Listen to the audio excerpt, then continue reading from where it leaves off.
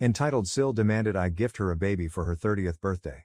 So I exposed her ridiculousness and immaturity to everyone on social media. I'm not sure if anyone can relate to my dilemma or has even heard of it. It feels strange to even write this. It's about my Mill and Sil, who are pampered brats. Sil is 29 and a single woman. Well, that's not the issue. The issue is that she is an entitled woman who will not accept no as an answer. I am 37 years old and have been married to my 40-year-old husband for 12 years. We have 2 children, a 9-year-old boy and a 5-year-old girl. Despite our blissful marriage, touch wood, my pain in the neck is my overly theatrical Mill and my overly spoiled Sil. Before I tell you more about my position, let me paint a picture of my mother-in-law and sister-in-law. They are social butterflies, similar to upper-class rich ladies in soap operas who spend their days at salons and massage parlors, and their evenings at bars chatting about other useless women. They exist in their own fantasy universe. They do not work. All they do is shop and chat. My FIL is busy generating money, while these women are busy spending it. FIL is essentially a non-existent part of the family, or rather a cash cow. There's a rumor that FIL has a mistress, and MIL is aware of it, so they have an unspoken agreement. He fulfills all of their demands without question, in exchange for having a mistress. I am not sure how true it is, but given Phil's status in the family, it appears likely. Otherwise, no sensible man would be silent about Mill and Sil's foolishness. Now, back to my sad existence. Last week, Mill called and invited me out to lunch, on a Wednesday afternoon. I wanted to say no, but she hadn't requested to meet with me in a long time. So I suggested an alternate schedule. I suggested that we meet for dinner in the evening, but they are busy women at night, spending time with friends at the gaming parlor. So we decided to meet on Saturday afternoon. I arrived in my usual attire, whereas she wore a completely shimmering black dress. What a great pick for an afternoon lunch. She critiqued my fashion sense the moment she saw me. After the light talk, she inquired about what we intended to give my Sil for her 30th birthday. I was perplexed because her 29th birthday was just a few months ago. I mentioned her next birthday is around 10 months away. She laughed and continued. That's why we need to plan ahead of time. Remember what happened last time? She was dissatisfied with the gifts you gave her, and her birthday was spoiled. I swallowed hard and said, yeah, of course, we spoiled her birthday because we gave her a normal $250 dress and not a premium Zara one with a matching sapphire necklace. She went on to elaborate. To avoid upsetting her this time, I have thought of the perfect gift which you guys should give her. So what was that? A baby. That's right, she wanted me to make a baby and give it to her entitled brat of a daughter. I was appalled. How could anyone believe that someone would ask for a baby as a gift? I could not understand what she was saying. I had to ask her several times if I had heard it correctly. She responded, yes, I want you to have a baby and give it to Stacy, SIL, as her 30th birthday present. I flipped out and said, why do you think I would do that? She cried. To compensate for your inadequate present this time. You wrecked her 29th birthday, and now you owe her this. I stood up and stated, I don't owe anyone anything. I'm not a broodmare who would breed a child and give it to her. I stormed out of the restaurant. On the way home, I stopped to pick up my son from his friend's house. When I got home, my husband questioned what had happened between me and MIL. I asked him what he'd been told. My husband is aware of MIL and SIL's tantrums, so he does not take them seriously. He explained, MIL called and said she suggested a present for Stacy's birthday, which you refused, and now she's mad at you. I responded, yes, she wanted your child to be given as a present to your sister. Do you want that? For a brief while, he assumed I was joking and making everything up. He was laughing and rolling on the floor as I told him the full story. Then alarmed, he asked, what is she even smoking? I made it obvious to him that I would not accept her demands. My husband reassured me, we are not having any more children, and we are definitely not giving one to Stacy. The following day was Sunday. We were both at home, relaxing on the couch and enjoying our day off, when Mill arrived at our house. I excused myself and went to my room, explaining that I was exhausted and needed to rest. Mill stopped me and said she came here to apologize for the previous day and begged me to hear her out. I was relieved that she had finally come to her senses. She apologized for not providing enough context in her request. She went on to explain, you know, Stacy is turning 30 next year and has been unmarried for a long time. It is driving her insane. She requires a distraction in life, and having a baby would be an excellent way to keep her happy. First and foremost, a newborn is a fully fledged human being, not cotton candy, brought in to keep children happy. If the spoilt brat requires distractions or a purpose in life, why doesn't she find a job? But no, the princess does not work. She doesn't move a finger about the house. By the way, she still lives with my in-laws because she has no income. She avoids home duties because her nails would get chipped. If you meet her, you'll notice that her brain hasn't developed since her 14th birthday. Her room's paint is still pink, and she has a large collection of pink outfits. She knows nothing about the world around her. She will be unfamiliar with the capital city or the country's president. All she knows is that a large sum of money suddenly arrives on her card, which she recklessly spends. I responded, if Stacy is so keen on having a baby, why doesn't she adopt one? Mael laughed and said, don't be lazy. It's been a while since you were pregnant, so get the equipment back to work. Adopted newborns pose a significant risk. Who knows what diseases run in their family? It's safe with you folks. Can't you do this for your SIL? I looked at my spouse as if to plead, would you please say something? He chuckled and called Mill's suggestion stupid. He stated that I had a lot of motherly responsibilities as well as a career to manage, and that I couldn't have another baby in the thick of it all. He also commented on how strange it would be if her brother was the father of her child. My mother-in-law simply replied, why not? Maria's sister-in-law was a surrogate for her daughter, so what's the big deal if your wife does the same for Stacy? I was like, wait a minute, that was surrogacy. Maria's sister-in-law carried Maria's daughter's child because she was unable to conceive owing to medical reasons. Here, things are not the same.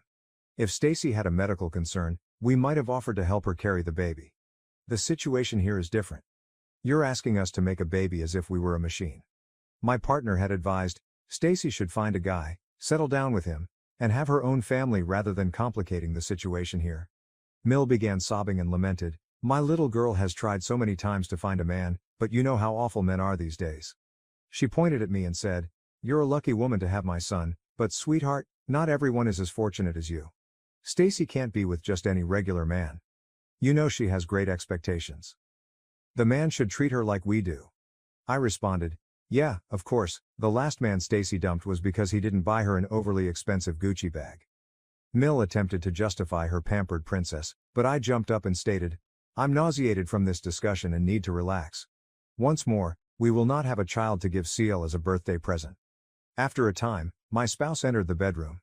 He cuddled me and attempted to lighten my melancholy. I asked him what he had told his mother. He told me that he had made it plain that we would not have any more children and that they should quit harassing us. He claimed Mil stormed out of the house in rage. Can you imagine how ridiculous this situation is? I want to bang my head against a wall, or bang theirs to make them see sense. Update 1. Hello everyone, and thank you for connecting with my post. Some of the comments were just amusing. You're correct in stating that Stacy is psychologically something. I feel the same way. Both Stacy and Mil need to have their heads checked. Perhaps they were buried under pounds of makeup, lol. If there had been any other regular person, they would have backed off after the previous talk. But now we're dealing with two maniacs. Until recently, it was just Mil, but Stacy has also gotten involved. I tell you, she is 100 times more difficult to talk to since she does not grasp logic. As I said in my previous report, Miel wrecked my Sunday with her baby-making pitch. A week later, on the following Sunday, bam! She appears again with her adorable doll. They seem to have promised to destroy my day off. Stacy entered wearing a skirt and a comfortable blouse. This was the first time I had seen her without her very tiny clothes, and her hair and nails were flawless. Mill pointed and asked, do you see? Stacy has already begun dressing like a mama. So this was the cause for her new fashion sense. Do they truly believe that changing your clothes will make you a mommy? Change your clothes and you're ready to be a mother. Stacy smirked at me and replied, I'm in. Whatever I do. Then she went to hug her older brother, as if she hadn't seen him in a long time. Remember, I said she acts like a 14-year-old sweetie pie. She cried, as if we were all standing far apart. When is the good news coming? My husband appeared foolish and asked, what's the good news? She smirked and added, I know you want to surprise me with your kid for my 30th birthday, but mom is a spoiler. I now know what your plan is. I'm overjoyed to be the mother of a gorgeous little girl. I have already started buying for her. My husband interrupted her mid-sentence, and I'm glad he did because I was going to slap her skull. He said, that is not true, we're not having a baby, much less giving one as a present. For a long time, she assumed he was merely attempting to mask the surprise. How delusional can you be? When she discovered she wasn't getting a kid as a gift, She screamed at me, "Why not? You have always been harsh to me. This is your time to set things right. Come on, get a nice tiny baby doll for me." I answered, "Stacy, we don't run a baby supply company where you can purchase a gorgeous baby girl and receive one. Do you even know how babies are made?" She relaxed and confessed, "You know, I've always wanted a baby girl. I have so much love in me that I want to shower it on my baby. You're all depriving me of that. That baby will be really lucky to have me as her mother. I will raise her to be a confident and accomplished woman. I am confident that you will not be disappointed. You see, that is why I said you couldn't reason with her. This is mindless. First and foremost, do you believe she is in the appropriate mind to have a baby? She doesn't even realize that I have no control over my baby's gender. You don't get to choose as you would with a lipstick palette. Second, this witch has never carried a baby in her arms. When my children were babies, she used to chase them away afraid they might spit and stain her hair and clothes. Even now she won't let my daughter near her because she's terrified she'll damage her nails or hair. Can anyone envision this mother changing a diaper or swaddling a baby in the middle of the night? Furthermore, I cannot go through a torturous 9 months of pregnancy, then experience the agonizing pain of birth, only to hand over my child to this spoiled princess and watch her transform the baby into a miniature version of herself." Stacy was still rambling on about how she'd be an excellent mother, but I had lost myself in the sentiments I'd expressed above. Suddenly, I stood up and said, "Look, Stacy. I know you're going to hate me for this. You already hate me. So it doesn't matter. I am not going to have a baby for you. Do you understand it, or should I write it down for you? Because it appears that you and your mother have lost both your hearing and your mind." My husband motioned for me to calm down, but I had lost my mind with their madness. I told them I didn't want to talk about it any further, and if they kept bothering me, I'd block them from my residence. I went into my room and closed the door. I'm not sure if I overstepped my boundaries, but look at them. I cannot put into words how toxic they are. My husband tried to indicate that I was being too outspoken, but I was so upset with everyone that he didn't dare say anything else.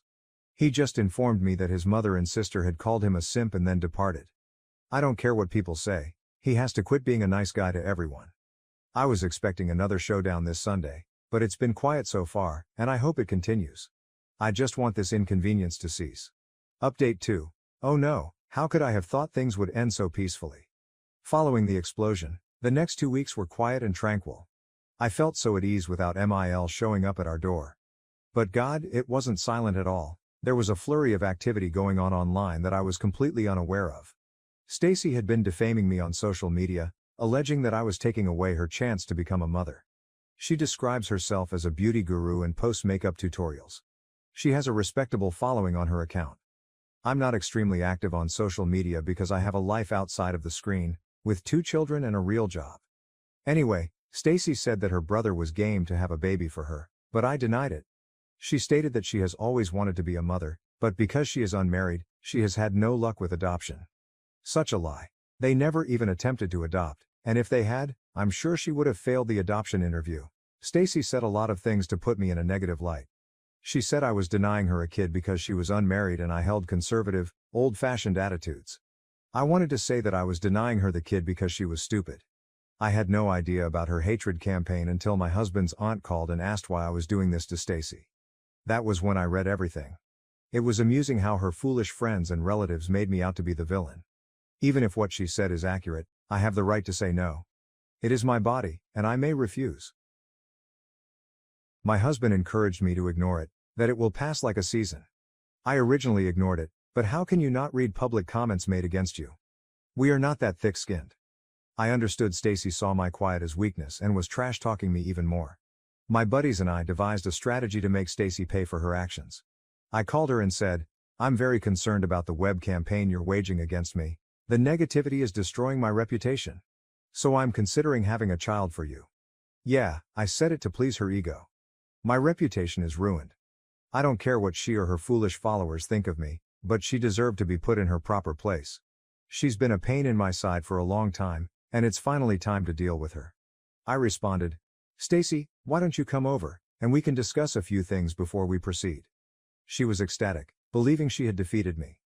When she came to my place, I replied, "Since I've agreed to your demands, why don't we go live and tell everyone you're having a baby soon? It would help to clear up any poor reviews, and you'd get a nice viewing time." She agreed right away because she enjoys social networking. We went live and I said, I have agreed to have a baby for Stacy, so let's take some questions for the future mom. Stacy was so pleased with her victory that she had no idea what she was heading into. I responded, "So Stacy, what plans do you have for the baby?" She giggled and exclaimed, "Oh, I'm so delighted to be a mother to a baby girl. I had already started buying for her. I'm going to make her look like a celebrity from the moment she's born. I will never leave her without makeup. She will always have to appear perfect and acceptable." I didn't explicitly state that no one could guarantee she'd have a baby girl, but I let the audience educate her on the subject. Her response had already outraged many people and the video was filled with harsh comments and trolls. Stacy was so focused on expressing herself that she missed everything else. I replied, "That's lovely, Stacy, but what about when the baby is fussy and crying? How are you going to handle that?" She responded, "The girls in our family do not cry, do they? I mean, I have never seen your daughter weep. She's always well dressed and calm." Without making her feel silly, I said, "That's because you've only seen her for a short time. Every baby cries. Every tidy, well-dressed infant is the result of many hours of hard effort by the mother."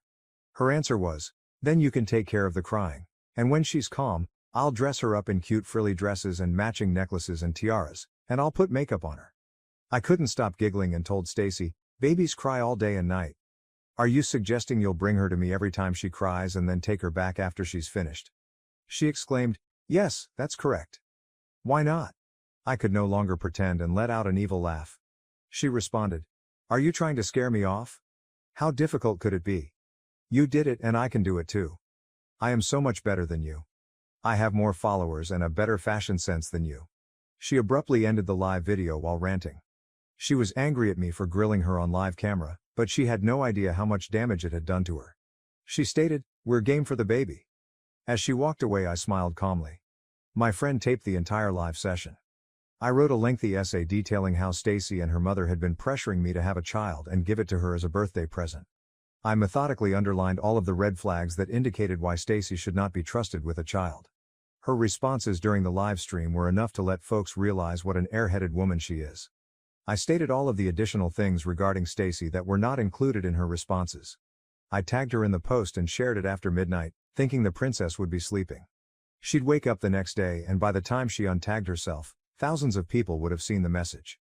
As expected, my post went viral, owing to Stacy's followers. Tagging her in the post allowed her fans to troll her extensively, with comments such as, "How could someone with such a low IQ even exist on this planet?" A single comment said, "Forget about being a mother, this woman shouldn't be left alone on the streets." Following this internet argument, my mother-in-law called me. Before she could say anything, I told her, "Before you say anything, please know that you are being recorded and I will not hesitate to post it publicly." My God, she hung up and did not call back. I didn't hear from the pampered princess again because I warned Emil that I was going to record all of their calls and conversations, as well as any attempts to make trouble at my place.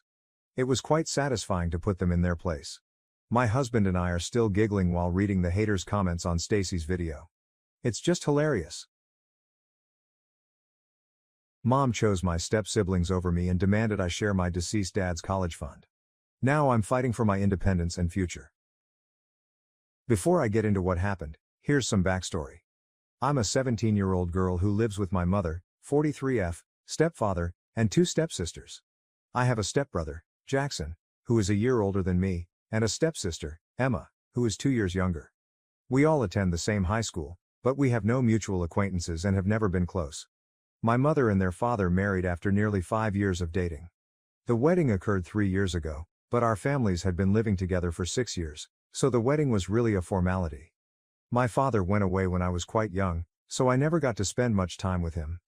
I scarcely remember him because I was so young when Dad died. My parents were never married and my father's family disapproved of my mother since she was a party girl with a bad reputation in their area.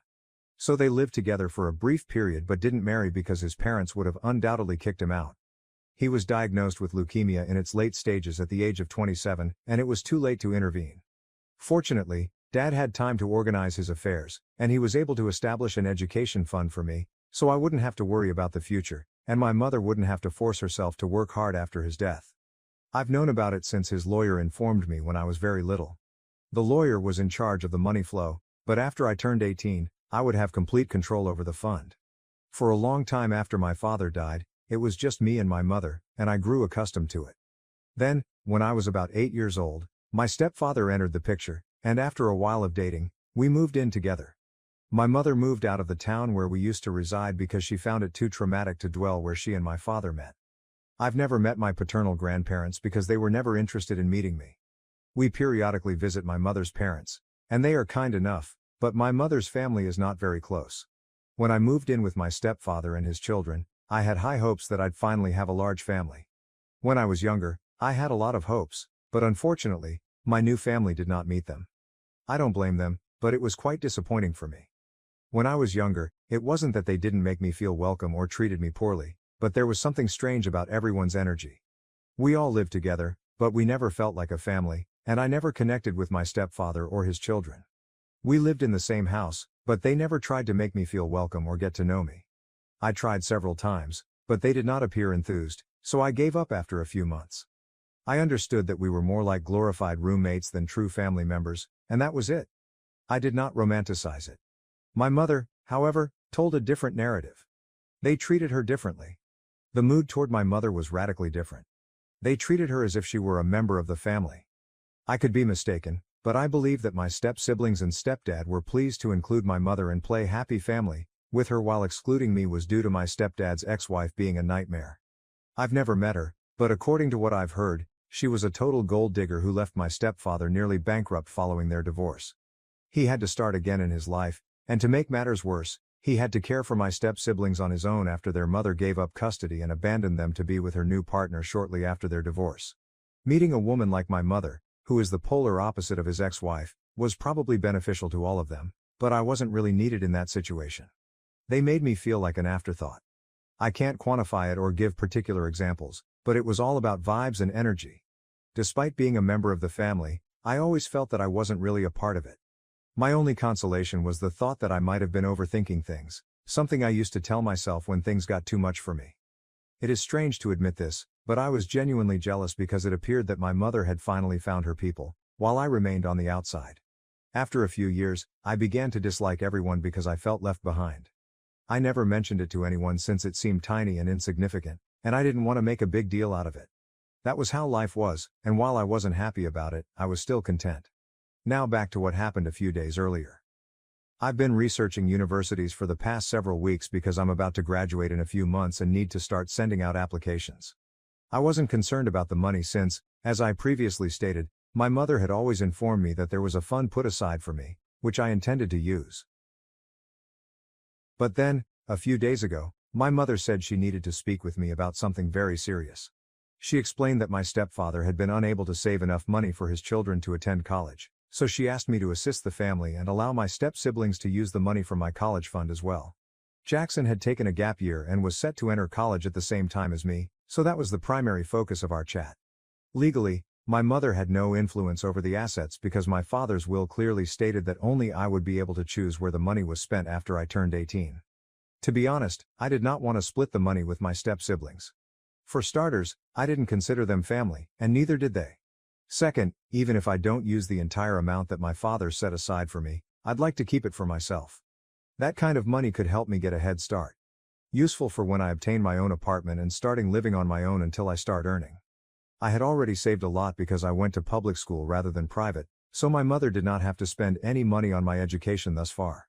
I was also an excellent student, so I hoped to receive a scholarship at whatever institution I applied to and enrolled in.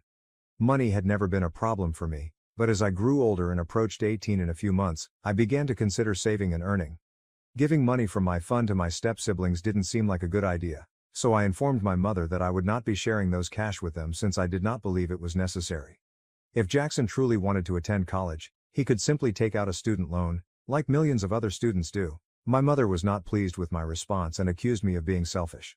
I didn't even disagree. I was being selfish, and I saw nothing wrong with it. So instead of battling with her, I simply informed her that I was being selfish, which was perfectly acceptable because I did not consider my step-siblings family. That's when my mother yelled at me, as if what I said was a criminal violation. It took me a few seconds to realize she was losing her mind because I had given her the truth. I did not consider my step-sibling family. The double standard was ridiculous. On the one hand, my family had treated me as an outsider for the past 8 years, and she never seemed to notice. Or perhaps she did, but she didn't care. However, when it came to me, I was suddenly expected to consider them family and treat them as such for no apparent reason. I attempted to speak to her quietly and without yelling, but it was pointless because she was already yelling at me and calling me ungrateful, among other things. So I waited for her to stop yelling before telling her that she could scream all she wanted, but I wouldn't change my mind. All that screaming at me would do was alienate me even more and make me less likely to support them in any manner.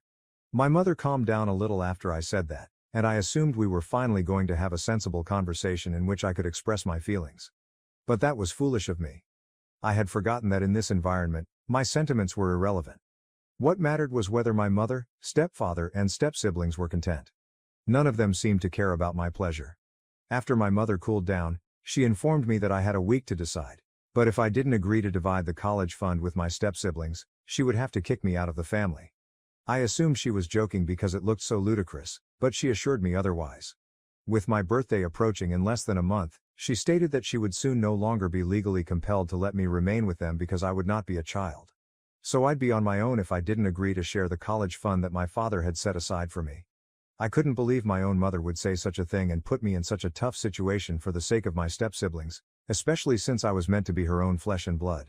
She advised me to tread carefully and think it over, since this decision could cost me everything. She then exited the room, leaving me to absorb what she had just said. It was extremely insulting to be treated that way by my own mother, and I decided that day that I was going to get out of this house no matter what the cost. So I began talking to my friends and told them that I needed help finding an apartment of my own because I was planning to move out for my 18th birthday. I told them what my mother had stated and emphasized the severity of the situation. I knew that after I turned 18, I'd have control over the money and could select where to spend it. Yes, I would have to stick to a budget and carefully select my college degree, but it was worth it since it meant I could move out and live on my own instead of putting up with my family. Or forcing them to tolerate me. After that chat with my mother, it became clearer than ever that I was not welcome in that house at all, and I had been treated as an afterthought all these years. I realized I had not overthought anything. In fact, I may have been underthinking things because I had never expected this. A few days later, a friend informed me that she had spoken with a cousin who was also applying to the same universities as I was, because we shared similar interests. Her cousin planned to live in an apartment since she wanted to be self-sufficient from the start. My buddy suggested I contact her cousin, and if we ended up attending the same college, we could rent an apartment together. I thought it was a brilliant idea and phoned her cousin right away. We figured things out, and I informed her of my condition. She was empathetic, and I could tell she was a pleasant person with whom I would get along, so that was resolved. The only thing left to worry about was where I'd live until college started, which was still a few months away. Fortunately, my friends said I could stay with them until college started. It was a dirty and risky scheme, but I was willing to go along with it since anything was preferable to living with my mother and her family. After the dispute with my mother, I was treated horribly. They weren't yelling at me or being blatantly harsh, but rather in a humiliating way. They'd all banded together against me, treating me as if I were the most repulsive thing alive. Every time I entered a room, everyone would stop chatting and leave, returning to their respective spaces. They constantly gave me the side eye and refused to speak to me, as if I had done something terrible. It was so humiliating that I wanted to run away. It took a long time to plan something for myself, but I was determined. As soon as my friends were ready to take me in, I would depart. When my mother asked me again whether I had changed my mind, I decided to tell her the truth and leave. I assured her I hadn't altered my mind and was indeed intending to depart. I said that the way she and her family had been treating me over the last week was nothing short of crazy, and I couldn't take it any longer. I told her I'd already spoken with friends and would be staying with them until I could start college and relocate far away. I made it clear that I did not want to see her again. So she might kick me out. It would make no difference to me. I already had a plan, so I wasn't surprised when my mother yelled at me again, asking me to leave since her house wasn't for selfish, ungrateful brats like me. I left, relieved to be rid of them. But it wasn't the end of my plans. During my time alone in my room, I had been planning methods to retaliate against my mother. My life had taken a bad turn after she married my stepfather, and she didn't seem to mind because she was content with her new family. I had tried to be pleased for her while suppressing my emotions, but it was clear now that she did not care about me at all. Her stepchildren were more important to her than I was. The way she treated me made me feel terrible, and I was determined not to let it go unanswered. So as soon as I got out of the home, I resolved to confront her for who she truly was. The only reason I waited a week to speak out about her unreasonable expectations was that I didn't want her to have access to me or the power to express her disappointment in me. I knew nobody in their right mind would ever agree with what she had said to me. After moving in with a friend, I decided to go online and write a post about my mother. I wrote about how my mother raged at me because I refused to pay to my step-siblings' education fund. I explained that none of them had ever treated me like family, and my mother didn't seem to care. It only became an issue when I handled them in the same manner. I discussed the double standards and how my mother had almost completely forgotten about me after moving in with her new family. I also stated that I considered my mother to be the single most selfish person on the earth because of how she had been treating me simply for saying no to something utterly stupid. Any rational person in my situation would have said no, especially because the money she was discussing was left exclusively for me by my father. It wasn't for anyone else to use, and I didn't think it was fair of her to want me to share it with people who had never treated me like a member of their family. I might have contemplated it if my step-siblings had been good to me at some point, but that was not the case. I was quite frustrated and I vented my feelings in that single post. I knew this would have a severe influence on my mother, especially because many of her friends and their children followed me on social media, but I didn't care at the time. All I wanted was to get back at her. To be honest, my mother had always been my sole source of support and happiness because I only had one parent to rely on. My grandparents were rarely in touch with me, so my mother's preference for my step-siblings over me felt like a major betrayal. I was really hurt and wanted to express myself without regard for the repercussions. So I made the post, and the results were precisely as I expected. My mother sent me multiple texts, claiming that I had ruined her life because everyone had seen the post, which had been shared numerous times. My mother was well liked within her circle of acquaintances, so it was not surprising that people were seeking for an excuse to gossip about her. I played right into their hands. She attempted to call me multiple times, but I did not answer or react to any SMS. I was terrible and had hoped that writing the post would make me feel better, but the messages my mother gave me made me feel even worse about my decision. I could see from her text that she was quite torn about this. She said things like she never expected me to do this, that she thought she raised me to be nice and sympathetic, but I was the complete opposite, and she couldn't believe I was her daughter anymore. Then she hauled out the big guns and informed me that if my father were alive today and saw this vindictive and malicious side of me, he would be tremendously disappointed and would no longer want to be linked to me. That really got to me. And I started feeling like I'd done something bad. I began reconsidering everything, which led me here. At this time, I'm not sure if it was appropriate for me to refuse to share my college fund with my step-siblings. I'm not sure if I should try to make things right with my mother and the others since I don't think I can face them after what I did. But this could also be a brilliant strategy to manipulate me, and if so, it's certainly working. That's why I need your assistance. Now that everyone knows the data, I can finally reach a conclusion.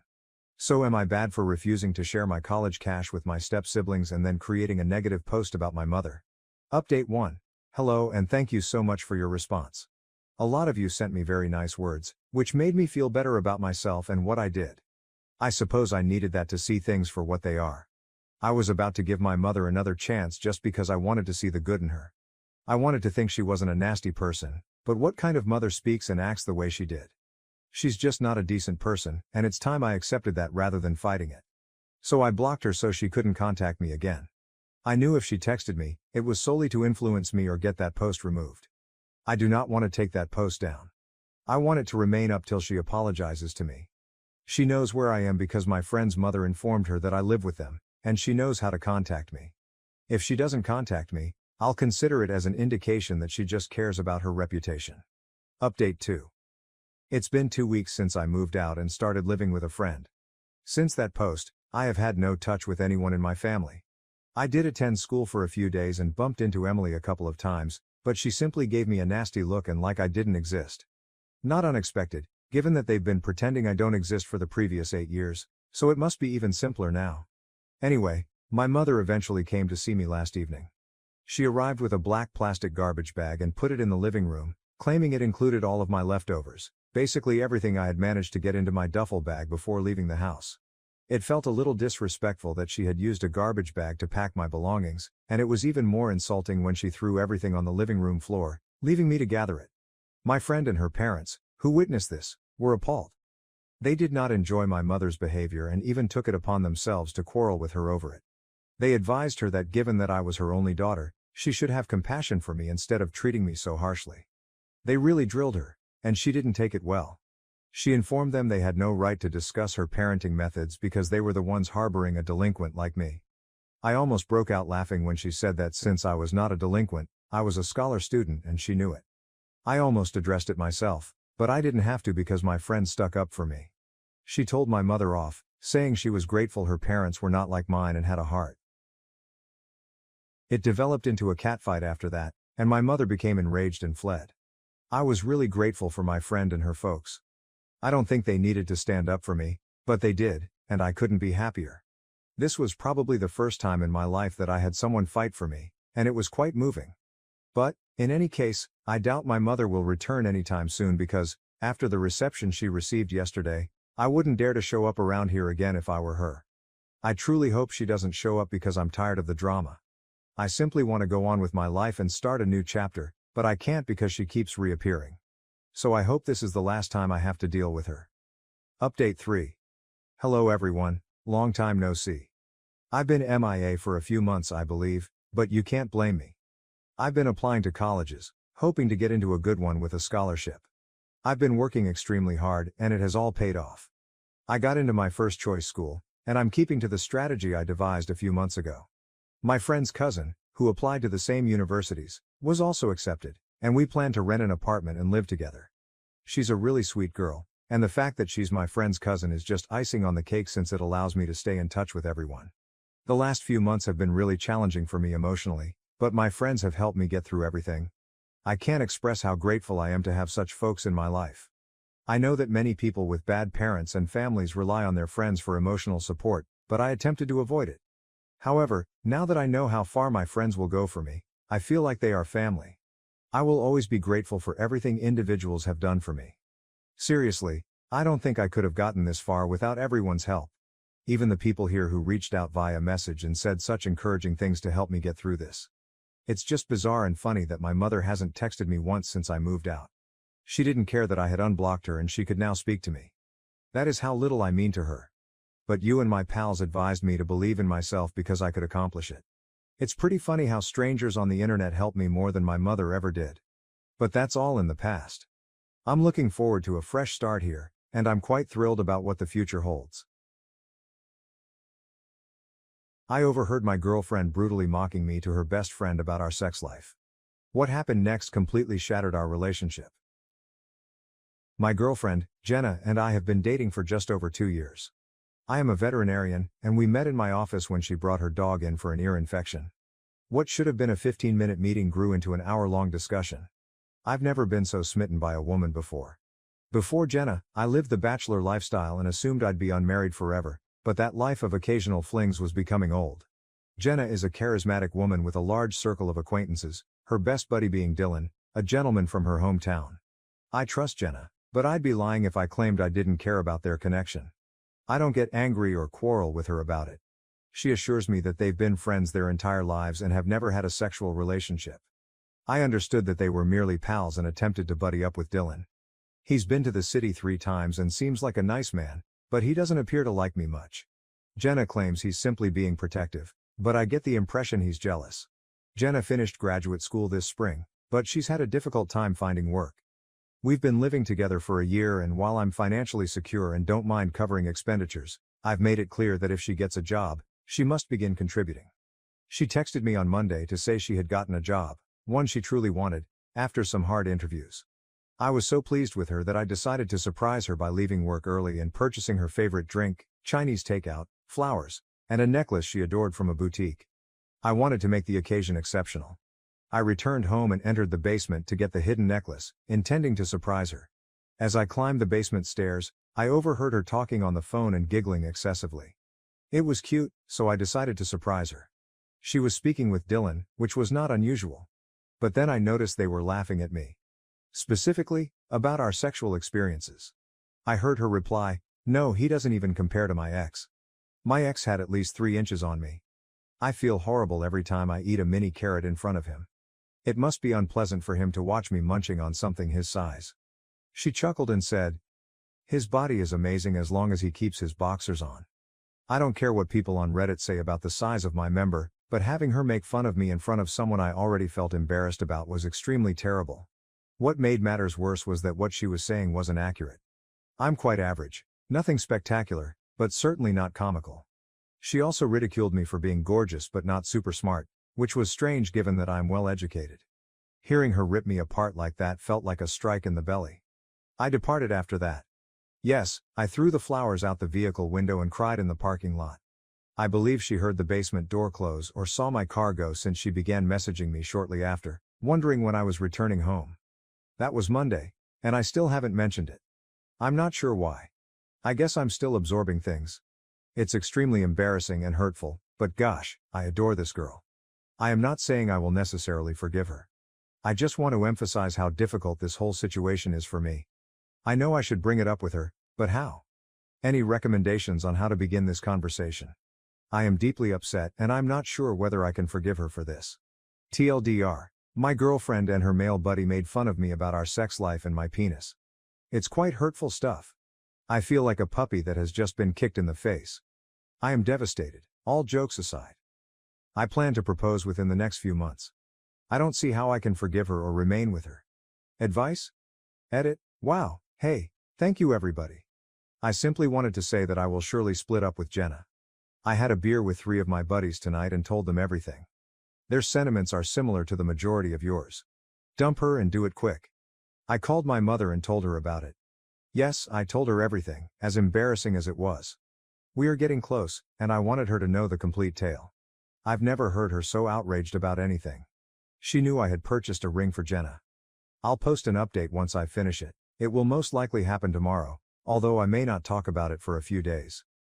I'm going to be a wreck emotionally. Thank you again for your comments, messages of support and encouragement. I never expected so many people to be rooting for me. Update. I, 33M, overheard my girlfriend, 28F, make harsh fun of me in front of her best friend, 27M. When I say brutally, I actually mean brutally. Well, Reddit strangers, I stayed strong and broke up with Jenna on Thursday evening. This has honestly been the most dramatic few days of my life. I am fatigued. Things became really unpleasant on her end. Sorry for the lengthy post, a lot has transpired. At the recommendation of my friends, mother, brother, and many of you, I spoke with her in a private but still public setting. The idea was that someone who could be so harsh and reveal themselves as a liar would try to twist things and say she left me because I wounded her, or something similar. I'd like to believe she wouldn't do something like that, but who knows, especially after what has transpired. Better safe than sorry. I considered simply boxing up her belongings and breaking things up without explanation, but we've been together for nearly 2 years. I felt the best thing to do was face her gently and listen to her. Even if her explanation did not influence my choice to end our relationship, I wanted to give her the opportunity to explain. So I took her to a wine bar downtown with small private booths and half curtains. She had been saccharine sweet since Monday, which indicated that she either A. felt bad about what she did, B. believed I had overheard her, or C. had no idea why I had been aloof. She dressed quite smartly, and despite everything, I must confess she looked stunning. She was also quite loving and made provocative comments regarding future plans. Normally, my precious little baby Carrot would have been overjoyed with this, but given the circumstances, it was difficult to appear normal. I had practiced what I was going to say several times, so as soon as we sat down and grabbed our wine, I started. I can't remember exactly what I said, my adrenaline was pumping, but I basically told her how much I loved her. How she's the first woman I've ever felt so close to that I opened myself totally and trusted her. I told her she was the only woman I'd ever considered marrying, but I didn't mention that I'd already bought the ring. I remarked that I hoped to have children with her in the coming years. She kept interrupting and claiming she loved me too. Then I looked her in the eyes and asked her directly why, if she loved me so much, she made fun of me in front of Dylan. Her expression seemed slightly satisfied. As expected, she initially denied it, claiming she had no idea what I was talking about. She stated that Dylan is aware of how much she loves me and would never make fun of me in front of him. I simply glanced at her and said, "Come on, Jenna."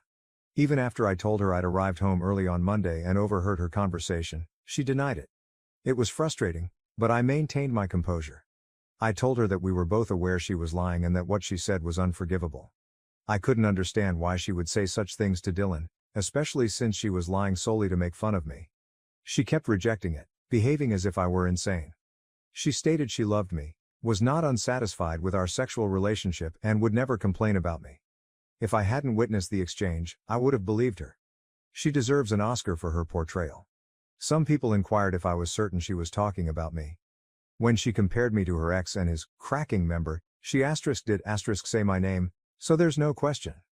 In the end, I told her I'd take us home so she could get the necessities and her dog. My brother and his girlfriend were also present. I wanted to make sure there were other people around to serve as witnesses. So I let her grab her belongings while refraining from being abusive or disruptive. I told her I'd pack up the rest of her items and set them out for her to get any time she wanted. She couldn't believe I was breaking up with her. She pleaded with me, but I was set in my ways and refused to change. It was difficult not to cry in front of her when she continued stating how much she wanted to be with me forever and that she hoped to be the mother of my children someday. I own my house, and since Jenna hasn't assisted with bills like rent or utilities, I wasn't too concerned about, to put it frankly, forcing her out. She continued asking me what she was supposed to do and where she should remain. I told her it was no longer my problem and that she could stay with friends until she could obtain her own apartment. The majority of the furnishings and decor were mine anyway. She only had clothes and toiletries to take with her. Even the refurbishing she had done in my house was on my dime. Then came the waterworks. She burst into tears, claiming she didn't understand how I could treat her like that and that she thought I was a decent guy. She must have said this a million times. I assured her I'm a good guy, which is why I didn't just put her belongings on the front lawn, change the locks, and leave without explanation. Then, to my surprise, she dug the knife in deeper. She said she had no idea why she had said those things to Dylan, but eventually admitted she had.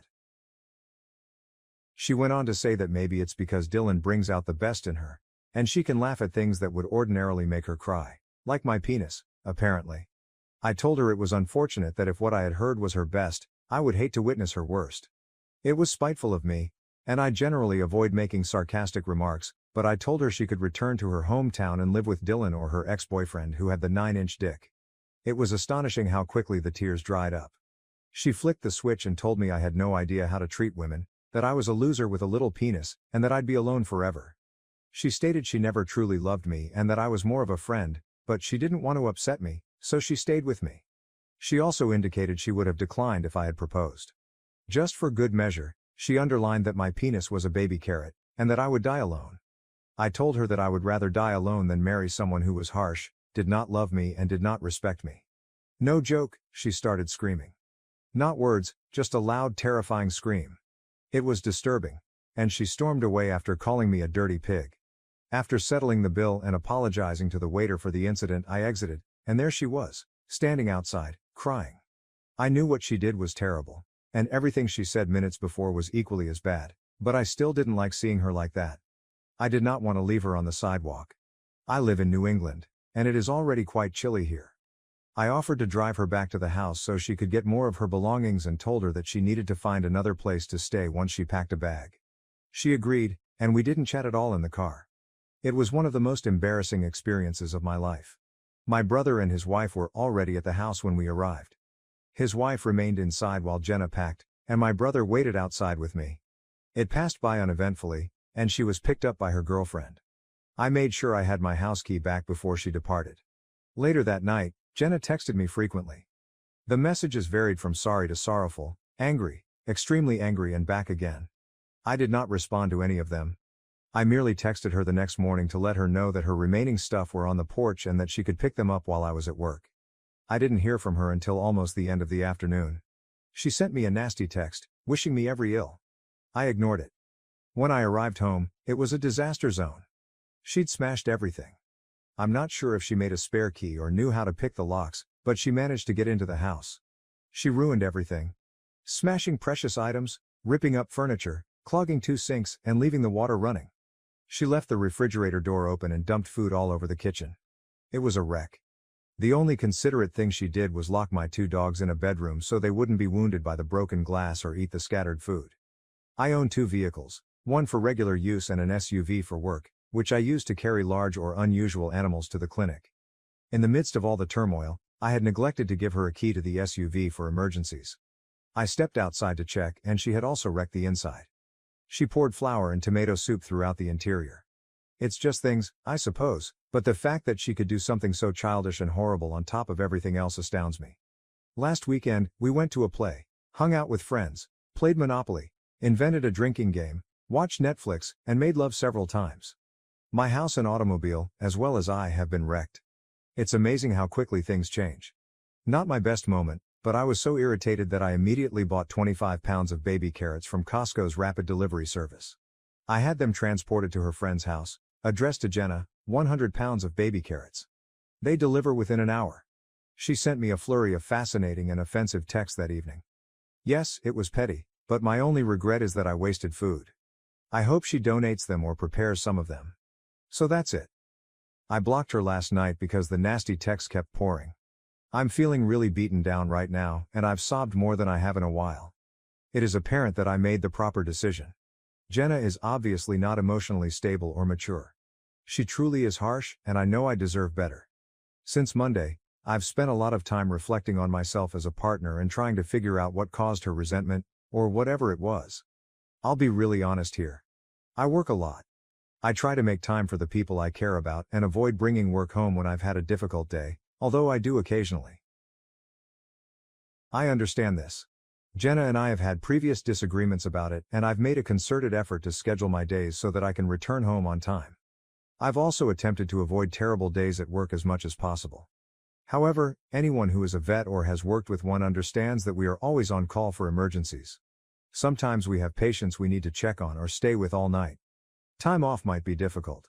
It is achievable, but it is difficult. My staff is fantastic and can manage most issues, but I still receive a lot of calls or texts from them when I'm on vacation or away for the day.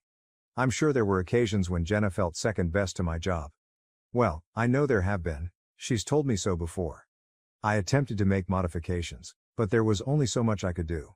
As far as I can recall, I've never been intentionally cruel to Jenna. I've had terrible days, been cranky or absent, and we've had our fair share of arguments and fights, but nothing harmful or excessive. I genuinely thought we had a good relationship and were both pleased. I know I was. It's difficult not to question myself and wonder if I'm truly a disappointment, or if I neglected her to the degree that she felt unloved enough to act the way she did. I do not know. But I know that, nevertheless, the way she treated me and responded to the breakup was completely unacceptable. I didn't deserve it, and that's on her. So thank you for supporting me, Reddit. It's been wonderful to read all of the supportive comments and suggestions. It's time for me and my baby carrot to find a woman who values us for who we are. TLDR, I broke up with Jenna on Thursday night. It didn't go well. She turned vicious and destroyed my house, car, and me, but I did it and it's finished. I've blocked her on my phone and social media. In a fit of anger, I also sent her 100 pounds of baby carrots. Edit. I did file a police report and take pictures, which might help me reclaim part of the money lost through insurance. The police report is unlikely to yield any results because I cannot confirm it was her. The same goes for attempting to sue her in small claims court. Frankly, I'd prefer not deal with her anymore. I'm going to hope that insurance covers the damages and then move on with my life. Helping my brother leave his bride at the altar because she invited our estranged mother. A family drama unfolds with surprising twists. We are 34, 32, and 28, while his ex-fiancée is 30. Not in the US. I have 2 older brothers. This is about the middle one. Our parents split when I was quite young, owing to our mother's irrational jealousy. My father was able to deal with it at first, but when she made comments about wanting me to be like his wife, he had had enough. She quickly reconnected with a man with 2 children and shared custody for a period. But when my father remarried, she went insane, calling his new wife every awful term and claiming he had cheated on her while they were married. I was always closer to my brothers and father than my mother, who was always harsh to me. Long story short, my stepmother died in a horrific car accident and my father contacted her in the middle of the night to tell her he would pick us up earlier so we could attend the burial. She chose to take us on a nice trip instead to commemorate something. It was the happiest we had ever seen her, and when we understood what had happened and began crying, she informed us that only useless people cry for prostitutes. Needless to say, things escalated, and my father requested full custody with visitation privileges for her.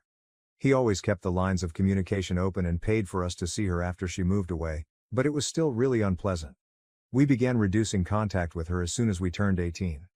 We last saw her at my high school graduation, where she made it a point to tell everyone that we were ungrateful kids, and her husband also called us names. We have remained no contact, NC, since then. My brother Sam began dating his ex 3 years ago. She had heard all of the stories and reasons we were NC, but she thought we were being theatrical.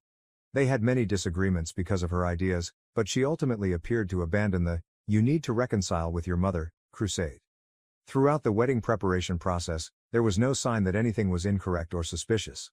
Then, on the wedding day, we arrived at the church and saw our mother, her husband, and 2 children sitting in the front row. I instantly panicked and contacted my brothers.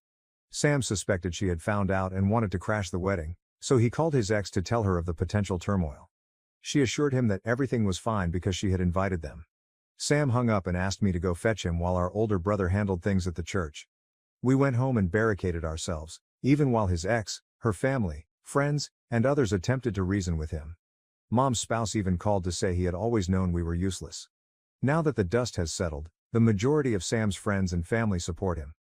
Our father's ex-in-laws have already threatened to sue for the money they paid for the wedding if Sam does not marry her, but Sam says he would rather repay them than marry someone who has betrayed him. Our nuclear family wholeheartedly supports Sam, but the blowback has been massive. Edit. You just reassured us all, so thank you. Some have asked, and she hasn't apologized. She also texted my oldest brother Joe, saying she felt inviting our mother would be a nice wedding gift for Sam because she values family. My father purchased them a house as a wedding present, but only Sam is on the paperwork. She had keys for when they moved in, but we only got the locks changed today. Joe and other cousins are relocating Sam's belongings from her apartment this week. We aren't concerned about being sued, but we will consult a lawyer just in case. We also learned that Mom and her family are still in town, but because we're all staying at our childhood home for a few days, we don't mind. My father is saddened that Sam is heartbroken, but he is doing his best to cheer him up, along with my boyfriend and sister-in-law. I had to deactivate my social media accounts because I was receiving abusive remarks and messages, but the more people hear about why Sam fled, the less messages I receive. I am still sorry that she was humiliated, but my brother comes first. Edit 2. I questioned Joe about the aftermath at the church, and it was precisely what I imagined. He claims he stood up in front of everyone and informed them Sam wasn't coming and that they should go home. All presents delivered to our side of the family will be promptly returned. The ex was still outside the church when someone from her family notified her. And she began yelling and wailing, constantly contacting Sam. Mom tried to speak with Joe, but he didn't even glance at her.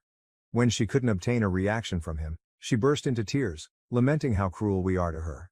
Some people began to console her, as is customary for her, but Joe and his wife were unconcerned. When they left the church, the ex was waiting for them and demanded to see Sam. Joe resisted, telling her no. Then she wanted to know what to do about the party, to which Joe said that if she didn't want the venue, he would arrange for the food to be distributed to the workers so that it didn't go to waste. Everyone was shouting except Joe, who kept calm since he didn't want to satisfy Mom.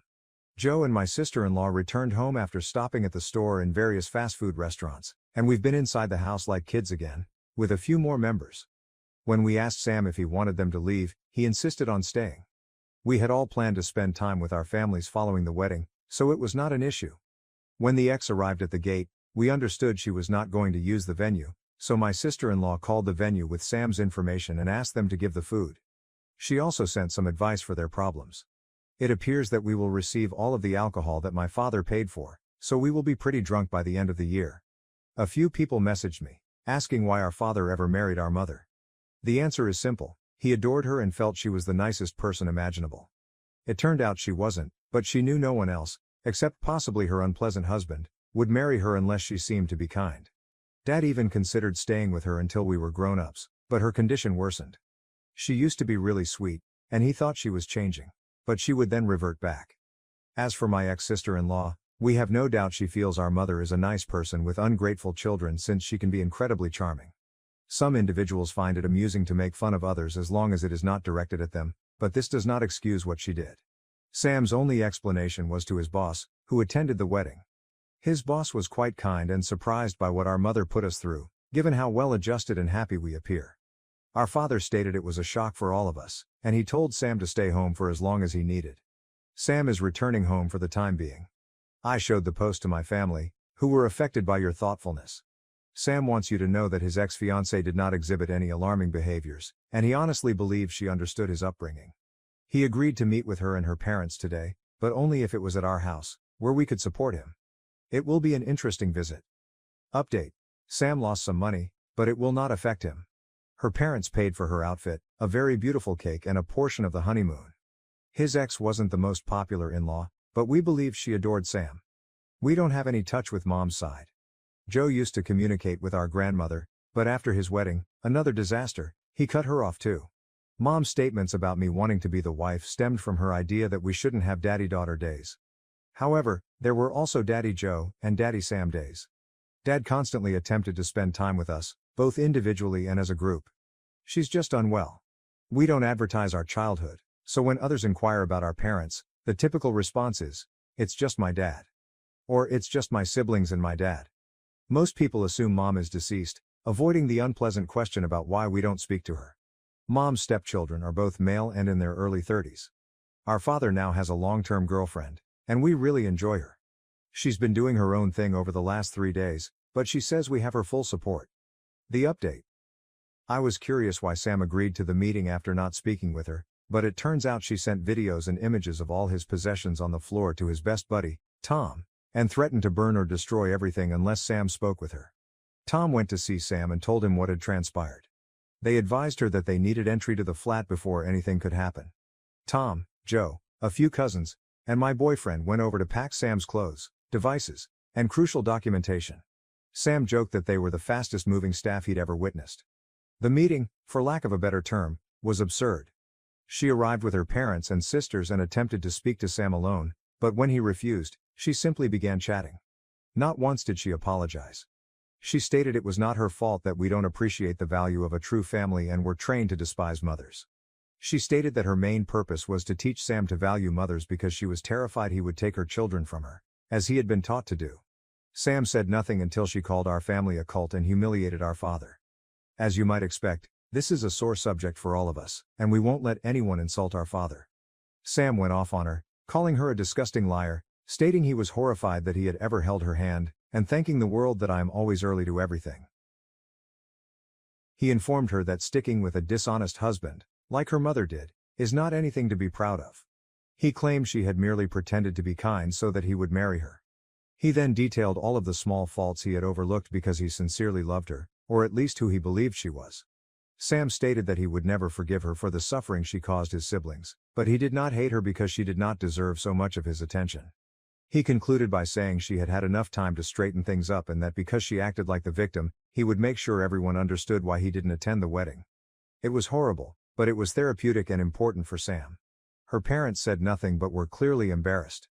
She cried, and her sisters attempted to defend her and their parents' relationship, expecting us to argue back, but we did not.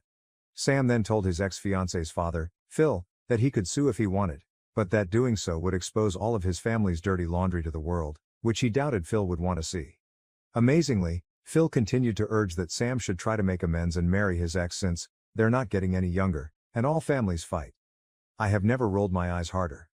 The remainder of the meeting was spent on logistics, returning wedding gifts, ceasing harassment from their relatives, canceling the honeymoon, and changing the locks. Sam's ex was crying and attempting to talk to him, but Sam was all business and didn't want anything from her. He only answered directly when she mentioned keeping the engagement ring, even though no one had requested it. Later, when the booze arrived, our mother and husband crept through the gate when it opened. She said she just wanted to talk to her baby boys. My father requested her to go, but she insisted that he had raised us incorrectly and that we had embarrassed her with our actions. She couldn't believe we were such bad people, and suggested we make amends with her because we clearly lacked maternal love. She got it right, and the outcome was pathetic. Joe walked outside and ordered her to go since the cops were on their way. She took advantage of the chance to cry because it was Joe's first conversation with her in roughly 10 years. She tried to persuade him to join her and her husband for dinner, but Joe simply urged her to go and stated that the only thing he wanted to hear about her was when her burial was, so he could rejoice. Mom cried hysterically, while her husband screamed, demanding an explanation and even threatening to strike Joe. My father and Joe went back inside and left them at the gate until we noticed they had finally left. Then we closed the gate. Some people struggle to comprehend why we behave the way we do, yet what I've said about our mother is only the tip of the iceberg. Dad wasn't very proud of what Joe said, but he saw that Joe needed to express himself and was speaking on behalf of all of us. Maybe this makes us awful people, but we really don't want to see her again. We will all have family therapy sessions in addition to individual ones. Sam no longer wants the house, but Dad advises him to take things slowly, with the first step being to mend his heart. We've been watching horror movie marathons, with a few Disney oldies thrown in, And we've even created a drama bingo game with all of the possible outcomes. I suppose we are dramatic after all. We love each other and we're educated to treat others with respect, yet when pushed, we can be petty. While I would never wish to be abandoned at the altar, I would do it again because I adore my brother more than I feel sorry for her. We'll go on a family trip someday, but for now, we'll just enjoy spending time together. To the individual who said Joe is a hero, his siblings could not have asked for a greater brother and friend. We have read all of your letters and would like to thank everyone for allowing us to vent, for the awards, and for their support. Sorry if my English isn't great. Joe and Sam are clearly fictitious names, but I hope you understand. Also, my brothers are reading your remarks and want you to know how much they appreciate your positive attitude. To anyone in a similar circumstance, know that things will get better. Update 2. Some clarifications. You're welcome to PM us, even if you are insulting us, but I will only answer publicly. To the individual who wrote me a harsh essay accusing Joe of being parentified, here's my response. My brothers spent time with me because they wanted to. We had special days together, and they did anything they pleased. They had a large circle of friends and traveled both with and without me. There were nannies, family members, and my father, so they were never obliged to bring me along. They enjoyed a great deal of freedom, within reason. Our parents split when I was 3, and despite shared custody, we spent 90% of our time with Dad. We only went to see our mother in pairs. Joe and Sam only paid her visits once she turned 18, and I had to accompany them because they didn't want me alone. We've all been in therapy for a while, but now we're having extra sessions because we saw our mother again. Joe was the only one to interact with her. We also know how to defend ourselves. Joe confronted our mother on his own. We did not ask him to do so. Why didn't my dad accompany Joe to church? Because Sam begged our father to go home, we didn't think he needed to visit our mother again, even though he had to speak with her later. Sam has cried. He is not a monster. He is simply heartbroken. He believed he could spend the rest of his life with Daniela, that he was a good judge of character, and that he would never have to face our mother again. There are many emotions, but because of our upbringing, we've gotten quite skilled at controlling our feelings with people we don't trust or like. We learned this survival ability as a result of how we were treated. Joe had a relationship with our grandma, but he stopped communicating with her after she invited our mother to his wedding as her +1. The location did not host any religious ceremonies, and security had a no-entry list. Joe sent Grandma a note and never spoke with her again. We also did not attend her funeral. The wedding had roughly 250 attendees, and Daniela used different names on the seating chart, so we didn't know about the invitation. By the way, Daniela is not Brazilian, and my father wanted me to let you know that his children are not alcoholics. He's worried that people will believe we are, even though this is anonymous, LOL. Anyway, this week has been crazy. Those who advised being prepared for the pregnancy technique were right on. She announced online that she was pregnant, leading others to stress out and phone Sam to see whether it was true. Sam called her and urged her to remove the post, but she kept insisting she was pregnant. He told her they needed to talk, so she erased the post and met up with him. This woman assumed he wanted her back. I accompanied Sam to meet her. She was joyful until she saw me enter the room, at which point she burst into tears and clutched her tummy. Sam questioned her whether she was truly pregnant, and she responded yes, claiming she did not want her child to grow up in a shattered home. Sam insisted on going to the doctor right away to confirm, and she cried even more, yelling that he didn't believe her. Long story short, she was not pregnant. However, following the encounter, she claimed online that Sam was pressuring her to have an abortion and that she was upset. As you may guess, this was terrible, and people were phoning Sam, unsure what to trust anymore. When my sister-in-law, Anna, learned about the posts, she called Daniela. I am not sure what was stated during that chat, but I have never seen Anna so upset. The posts were removed, but Anna sent an email to everyone on the wedding list explaining everything, including the fact that Daniela was never pregnant. This morning, we learned that Daniela had a breakdown and left voicemails for Sam stating that if she couldn't be with him, she wanted to die. This is straight out of our mother's playbook, so Sam called the cops and reported what had occurred. Her family put her into therapy, and she is currently being monitored. None of this makes us happy, but we don't want to be involved anymore. We've already changed our phone numbers and requested new ones. Our mother even emailed Anna, threatening to sue her for defamation over the email campaign, but we aren't worried. Anna's parents are wonderful and fully back how she handled the situation. Joe was upset, but Anna persuaded him to let go and move forward. Mom's spouse has been charming as usual, and Dad is considering a restraining order, which isn't very effective where we live. We had a great time together at home yesterday. There was karaoke, dancing, delicious food and beverages, games, and even a bouncy house, because why not? We adore them. Most people avoided discussing the wedding and the drama, but those who did so in an appropriate manner. Dad has already handed most of the alcohol he paid for as wedding gifts to his employees, allowing them to select one bottle each. He's also including bottles in his Christmas gift baskets this year. We are spending the holidays together and traveling. I told Sam about a new paint color for the house, but he simply does not want to live there anymore. He plans to rent it out. When I joked about eloping or not having a formal wedding to avoid turmoil, Joe told me unequivocally that if I chose to marry, I would have the largest party ever. He is still the finest. Thank you for all of your wonderful comments and messages, not the negative ones, awards, and interest in our situation. And to all the lovely Danielas out there. Sorry, but this is not about you. Holiday update, thank you for your continued interest. It's always enjoyable to log in and keep you updated on the situation. First, a few points. Hello, finest subreddit and YouTube, you've become part of our family lore. I read every single comment and message. Some people commented that I lacked a feminine figure in my life, although I had my grandmother, aunts, and others. Rita, my father's girlfriend, is not a mother figure, and I do not consider myself a bad woman because of it. When I got my period, my father had a complete plan in place. He told my brothers, and they each took their own method. It may sound awkward to me, but it was even more so for them. It's a funny story that makes me realize how much they care about me. Rita is great, and we adore her. She doesn't mind not being married to Dad, and he doesn't want to marry again, but if he did, we'd support him. Daniela's sisters attempted to stir up more trouble by accusing us of being nasty people, but after Anna's email, no one believed them. One of her sister's boyfriends even broke up with her because he didn't want to be associated with such a nasty family. I will not tell you where we live or what Dad does for a living, so please do not ask again. We have new phone numbers, social media identities, and are preparing a move. Joe and I also have some news. I keep a short note with fictitious names, and I type my posts in Word to prevent stumbling over my babbling. My father wants you all to know that your applications to the cult have been accepted. Anyway, I looked at the last update and couldn't believe it was only in early November. I mostly have positive news for you. Sam's doing great. He's taking time off work, and his supervisor is quite accommodating, telling him he may return when he's ready. He lives with Dad and has adequate savings, so he isn't concerned about money. He has taken up jogging and intends to compete in a marathon next year. Sam is gradually returning to his goofy self, and he is actively assisting Dad in renovating their home, primarily by painting rooms and creating murals. They're having a great time.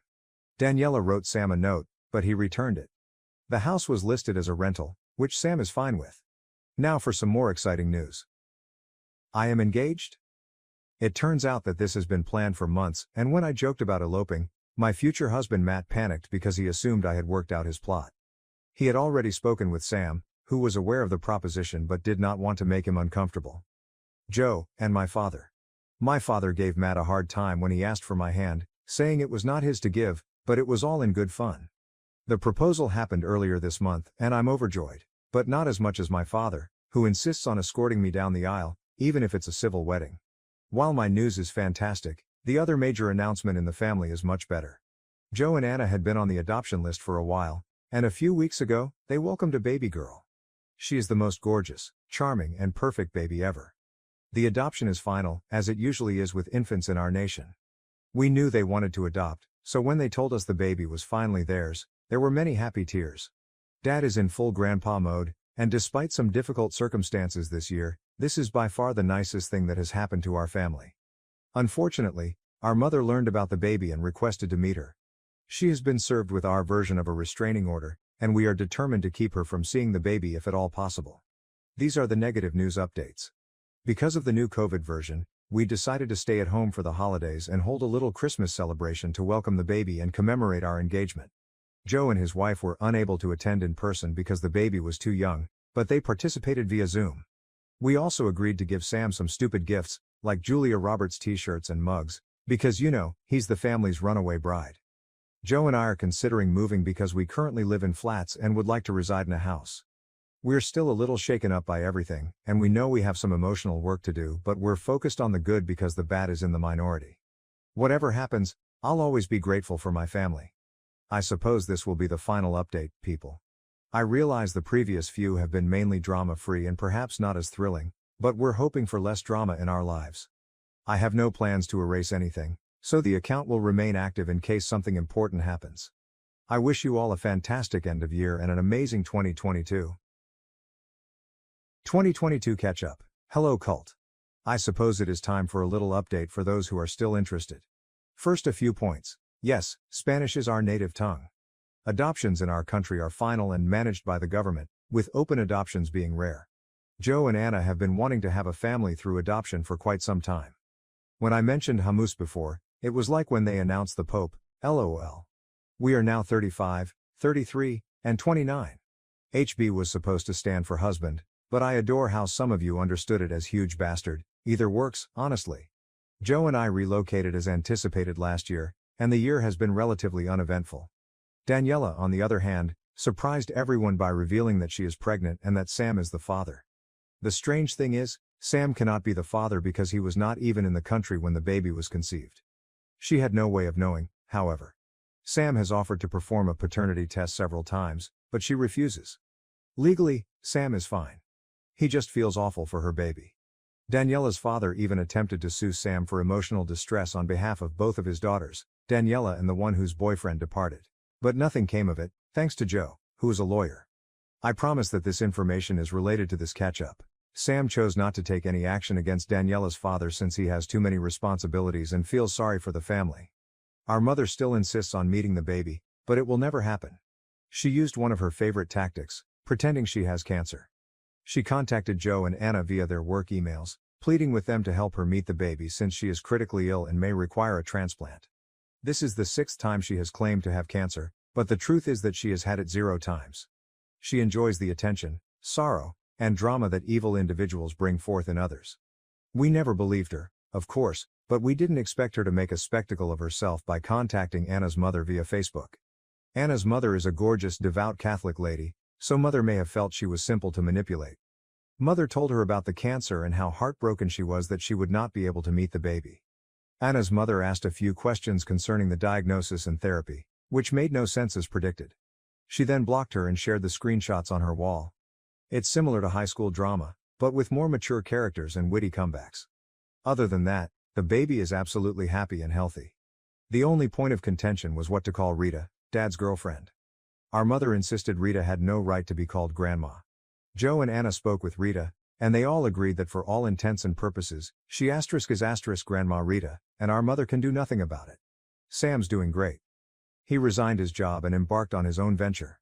He is still living in the family home, renting out the second house, and is seeing someone. She's polite, knows about the drama, bakes beautiful cakes, and knows how to knit. We like her, so we're optimistic and cautious. They're taking things slowly, but it's great to see him with someone like this.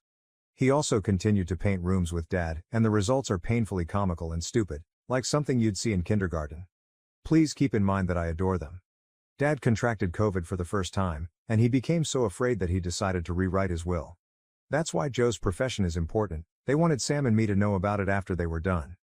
Everything Dad has is divided into 4 parts, 3 for his children and the remaining quarter for any grandkids. However, the family home will not be divided and will soon be transferred into my name. I was perplexed, but Joe and Dad reviewed it and decided I could have it, but only if Sam agreed. He did, and he's pleased with it. They didn't provide many explanations, other than that it was the correct thing to do. I believe it's partly because I'm the baby of the family, but that's fine. Joe acquired a house in the same neighborhood as our family home, so while we're not on the same block, we're close. Matt and I are no longer buying anything because I will be getting the house, which makes no sense. We relocated to the family home, which has been interesting yet enjoyable. Dad has started semi-retirement and is spending more time at Rita's, which benefits everyone. Sam, of course, can stay as long as he likes, but his murals must go, lol. We're still engaged, happy, enjoying babysitting, and not pregnant. But we bought a kitten this spring. We're planning a wedding in December and couldn't have asked for a nicer year-ending celebration. So that is it, no drama, or at least not much drama. We're making progress and healing at a steady pace, which is exactly what we want. In case you're wondering why I'm posting now, one of us is a big admirer of the best of Redditor updates and reminded us of the posts. Anyway, hello from the cult, and we wish you everyone a fantastic final few months of 2022. 2023. Catch up, welcome to Reddit. First, as tradition dictates, we now have 2 cats. Sam moved in with his girlfriend, and we're so glad he's happy again. Dad has semi-moved in with Rita, which has been heartbreaking, but we remain cheerful and supportive of one another. Let us start with the negative news. It turns out that there was cancer on our mother's side, but not hers. One of her stepchildren got it and died earlier this year. She's milking it for all it's worth, and we're furious with her as always. While we sympathize with her loss, we will not change our no contact, NC policy with her and her entire family. Daniela had her kid, a very lovely boy who is clearly not Sam's, not that we ever doubted it. She tried to get him to acknowledge the baby and sign some paperwork, but he refused, and after the paternity test, there was nothing she could do. She lost it when she found out Sam was genuinely dating, and it only got worse when he moved in with his girlfriend. She still feels he is the one for her and is focused on that notion. She even attempted to cyberbully the GF, but this woman is composed of something different. Oh, and the father of her child is a married co-worker in his 50s, which is a whole other story, but not ours to handle. Sam moved in with his girlfriend, and he's still in therapy, as we all are, but he's doing much better. His girlfriend is highly well liked and adored by the family. She understands all that has transpired and has blended seamlessly. Sam is doing well in other areas too and has already completed his first marathon. The timing wasn't ideal, but he did it. Joe, Anna and the baby are all quite pleased. They are still on the list to adopt because they want to have at least one more child. I also wanted to explain that in my country, adoptions are not handled via agencies. You're put on a list after certain tests and interviews to determine whether you're a good candidate, and when a match is made, you get the baby. That baby is yours, and that's it. I understand that this may sound ambiguous, but keep in mind that we are not from the United States, and things differ from country to country. Aside from that, she is simply the best baby ever. I may be biased, but she truly is. Baby is also frequently told no, since we all believe she shouldn't be spoiled, or at least not too spoiled. She has a room at our house and a playpen at Sam's because they are still seeking for a permanent residence, and Sam and his girlfriend work from home. Dad is currently living with Rita. They are really pleased and have lately done a few of excursions. They like being grandparents and are very hands-on. They now claim to have 3 grandbabies, because the cats occasionally visit their home. It's hilarious because my father wasn't initially enthusiastic about getting cats, but now he takes photos of all his babies and prints the finest ones because that's what he's accustomed to. He shares progress reports with his pals, and they often wonder if he's talking about the cats or the baby because he's so enthusiastic about everything they do. In my perspective, he gets kids far too many toys, but apparently that is what grandfathers do. LOL. We were married in December. My father led me down the aisle, despite the fact that we did some unconventional things for our nation. Joe was Matt's best man, while Sam was my best maid. He insisted on being referred to as Julio throughout the wedding planning process. Our mother tried to attend the wedding. She even tried to persuade Anna's mother to help her, but Anna's mother said nothing. Some of mother's relatives thought it was undignified, not sure if that's the correct term, to have Rita there instead of my own mother, but I believe it's horrible to condone her actions. To each their own. We had a great time, and it was not stressful at all. Nobody fled, yelled out in grief, or attempted to cause a scene. We're rebuilding a portion of the house to make it more ours, and moving out of my childhood bedroom, but so far, everything is going well for the cult. Sam received fewer Julia Roberts-themed gifts this year, but he proudly wears his t-shirts all year long. Finally, Sam's girlfriend has approached us about proposing to him when the time is perfect, so who knows, maybe this time he'll make it to the altar. Am I the asshole for skipping my friend's birthday without warning, because his girlfriend called me the typical girl best friend? Original post. Miles and I have known each other since we were 2 because our parents are best friends.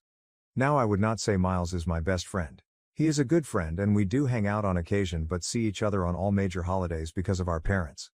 We are in our early 20s. The problem started because of a dumb childhood memory. When we were 8, we had a wedding play at school after care. I played the bride and the groom. It was a play. With horrible songs and uncoordinated kids. Obies, our parents made pictures and videos of that. And we each have one picture on our family picture walls. Miles is dating Lindy. They met 3 years ago and started dating last year. Lindy does not like me. So every time we coincide at a celebration, she makes a comment about me being the typical girl best friend. She once said that I secretly wanted to sleep with Miles. I have no clue where she got that impression from. Miles and I have different friend groups and schedules.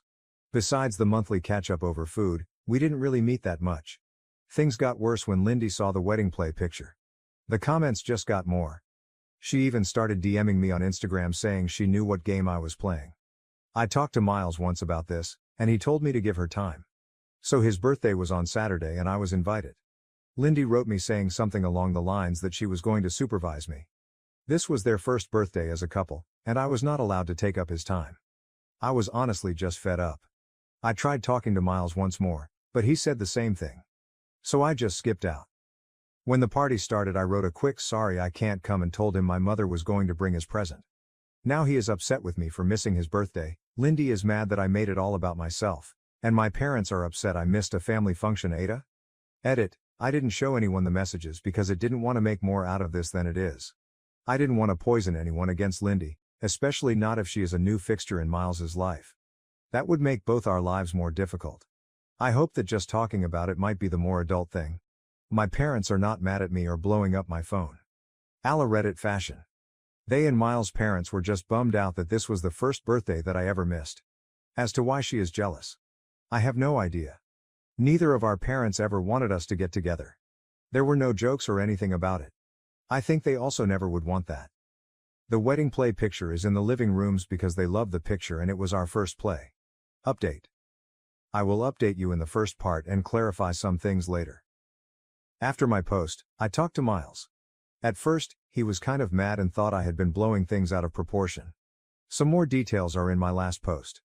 We came to the conclusion of taking more distance while he figures that all out. Mainly because I did not want the added stress of petty drama. Then I talked to my parents and explained to them what was going on. They were really upset by how Lindy treated me. Obviously they weren't going to get involved, but it was nice to get that off my chest. Then nothing else happened.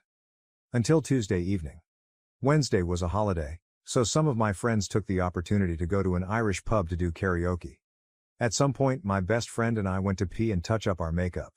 Then Lindy and some of her friends walked in and kind of cornered us. It wasn't pretty. They stared loudly talking about man-stealing bitches and how some women were just born to be homewreckers. And imagine being pathetic enough to pretend to be a guy's friend to fuck him and how pick-me's are the worst. They kept kind of edging us physically into the part where the hand dryers were while pretending we were not there. Until my best friend had enough and just pushed through them while pulling me behind her. We were almost at our table when Lindy went right behind me and pulled my hair, so that I fell backward onto like a metallic piece where you were supposed to put your feet on. It hurt so bad that I started to see white. And then a girl next to Lindy poured beer on me. I cannot really tell you what happened, but there was a scuffle, and someone dropped one of those heavy pint glasses on my head. The Lindys were taken away by police and I was taken to the hospital. My parents were furious, as were Miles's parents. They both came to the hospital.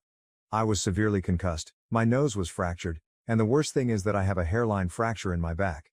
I stayed in the hospital till yesterday morning. Miles did try calling me a bunch. According to my parents, they told him not to visit me right now.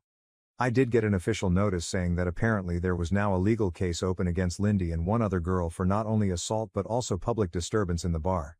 So now I'll have to deal with all that legally. I finally talked to Miles. And long story short, those of you saying Lindy was isolating him was a sign that an abusive relationship was right. He told me all the things she said to him to make him feel awful. She would freak out about anything in her life and take that out on him. She would scratch him and bite him when she was mad. Our talk ended with both of us crying and apologizing. We will be closer again. At least we can talk about these things more often. He broke up with her and is hiding at my parents' house. So that is it for now. Update 2. I'll update immediately and go into details later.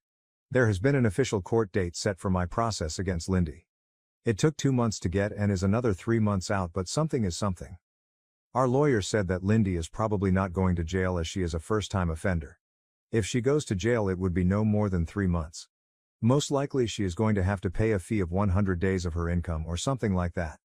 I have let my father deal with this 100% because I have no head for it. There is a second lawsuit going on at the same time as now I am legally chronically ill. The hairline fracture was not a passing thing but developed. I am in pain daily. Not every day is bad, but not a day passes where I am not in at least a 2 on the pain scale. As a result I have not been able to work. Right now my insurance pays 75% of my former income and my workplace covers the rest. But I am probably going to get fired. So my insurance filed a claim against Lindy to pay my lost wages. I am right now not in contact with Miles. I tried to be supportive, but being disabled by his jealous ex-girlfriend made me bitter against him. He was a victim. But now I can't live my life. And I blame him partly for that. I am in therapy to work through all of that and have taken up some new hobbies. I have started to write more and am looking into courses or online classes. Miles's parents have been apologetic and have supported me a lot. His mother had been a saint. She volunteered to drive me everywhere, and I have actually become friends with her. We even went to see Deadpool and Wolverine. She is a SAHW, so we have a lot of time. One of Lindy's friends reached out through my lawyer, offering a testimony against her own friend. She also sent a letter apologizing. To make it short, Lindy had told them I was bullying her and that Miles had once already cheated on her with me. So that's where we are right now. Take care and shield your back. New update. Hey everyone. So, here we are again, and yeah, things have moved along, but honestly, I'm just tired. The first court date, it came and went. It was my insurance company versus Lindy, and surprise, she lost. She's on the hook for most of my lost wages, which is nice, I guess. I didn't have to be there the whole time, which I was grateful for because I've had enough of this mess. As for the criminal case, well, we don't even know if we'll end up going to court for that one. My lawyer is handling it, and I've handed the reins over to my dad because honestly, I've had it. I'm no legal expert, and after that insurance loss, Lindy's in a bad spot. Her legal team is apparently scrambling to do some serious damage control, but at this point, that's not my problem. More of Lindy's friends have crawled out of their hidey holes to give testimony. Turns out this wasn't her first rodeo. Another girl came forward with evidence of Lindy pulling similar stunts back in high school. This poor girl was just sitting next to Lindy's then boyfriend, being a normal human, and Lindy went off the rails, starting rumors and spreading literal breadcrumbs on her table to trigger her celiac disease. Yeah, she's that kind of psycho. No one could prove it at the time, but now, with all these friends popping up, it's all coming to light. And believe me, these girls didn't have some moral epiphany. They're just terrified of getting fired or having anything negative pop up in their records. The receipts are coming out, and it's getting uglier by the day. Now, let's talk about Miles, because that's a whole other dumpster fire. I'm still not speaking to him. Turns out he's known for a while that Lindy was threatening him with bad things if he didn't cut me off and make his parents stop talking to me. And this idiot laughed it off. Thought she meant breaking up with him or something. But no, she was dead serious, even started stalking me and one of his cousins. She made some fake profile and was sending cryptic messages to his cousin. What did Miles do? Talked her down. Yeah, that's it. She kept giving him ultimatums, and he just rolled with it. So, yeah, I'm even angrier at him now. He knew she was unhinged and didn't do a damn thing about it. He let her spiral while I got dragged through the mud. His dad finally got involved and dragged him to the police, where they filed reports about all the crap Lindy pulled. They have evidence now from the stuff with his cousin and even photos from when Lindy got physical with him. So at least something's happening on that front, but it's too little, too late if you ask me. As for Lindy, well, she's gone radio silent. Except for TikTok, of course. My friends keep sending me her cringy videos and it's honestly kind of disturbing. She's acting like nothing's happening, like her whole life isn't unraveling. She's got a new boyfriend now, and they're making those awful lip-sync videos together. I think she's living at his place, but who knows? Maybe her parents cut her off. Wouldn't be surprised. Oh, and the guy? Yeah, one of my friends looked him up. Let's just say he fits right into her pattern. As my grandma would say, there's a lid for every pot. On the health front, still nothing good to report. My pain hasn't improved, and I'm now waiting for a surgery appointment, which looks like it'll be early 2025. The pain is radiating to my left hip now, which is just great. I feel like that sad little dog from the Black Cauldron. But, hey, silver lining. I've made friends with a few of the nurses who work with me. One of them braids my hair, which is kind of sweet. I'm also seeing a physiotherapist regularly, mostly for massages at this point. It helps, but some days I feel like I'm just patching myself together with duct tape. The therapist suggested I start doing pool exercises, so now I'm in an aqua aerobics class for seniors. No, there isn't a disability-specific class in my town, and frankly, I didn't feel like looking too hard. The old ladies are a riot though. Well, except for one who always looks miserable, but honestly, I'm not one to talk. One piece of good news, I finally got approved for a wheelchair. So at least I can go out with my friends without feeling like my body is falling apart after an hour. I've also been taking a few university courses for fun and playing way too much Fallout. So there's that. And that's where we are. It's still a mess, but I'm just doing what I can to get through it. Thanks for sticking around, I guess. A player's mom nearly ruined my D&D game, but instead led me to love, friendship and a new role as Uncle Caleb in a found family. Original post September 13, 2024. I run 2 D&D games. One I run at a local game shop. It is family friendly and I welcome anyone who can behave and take a shower.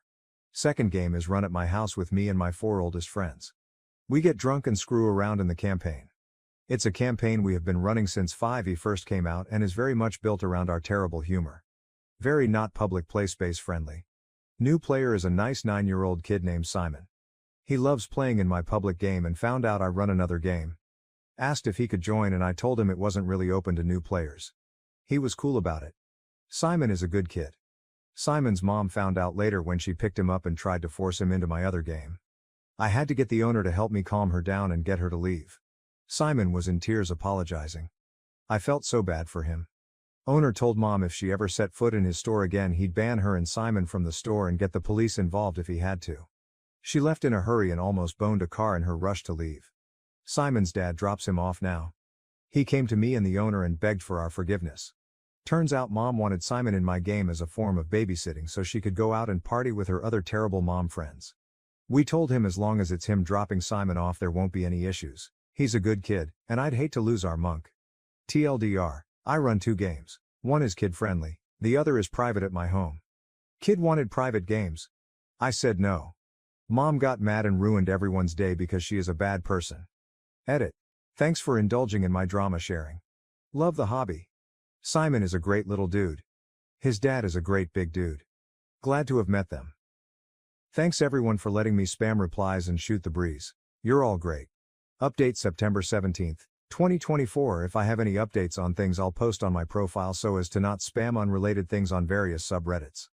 Original post here. Hey everyone. It has been pure chaos the last few days, but after everyone was so nice I figured I'd let you guys know what has happened since it's mostly good news and should put some minds at ease. I ran into Simon's dad and his sister Anna at the store and they invited me out to lunch to chat. Simon's doing pretty well all things considered.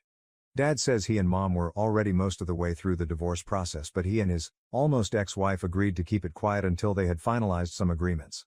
Mom showed her ass yet again and basically admitted she didn't want Simon very often and negotiated for some money in exchange for giving full custody to Dad with a few holiday visitations, if she can make it. She's moving a few states away to live with some of her friends from college. He doubts they see her more than once a year if that. He said it went as well as he could have hoped. He's just glad it's almost over. Auntie Anna, as Simon calls her, is Dad's sister. She's stepping in to help with Simon while Dad juggles everything. She brought him to the shop this weekend and she hung out by me while I ran the game so she could learn. Everyone had a good time. Even got a few giggles from Anna, so I'll consider that a GM's job well done for first impressions of the hobby. Shame the first RP she had to see was me as Marty the farty lizard folk merchant NPC that they ran into last session. Lots of hissing and farting noises out of me for 15 minutes.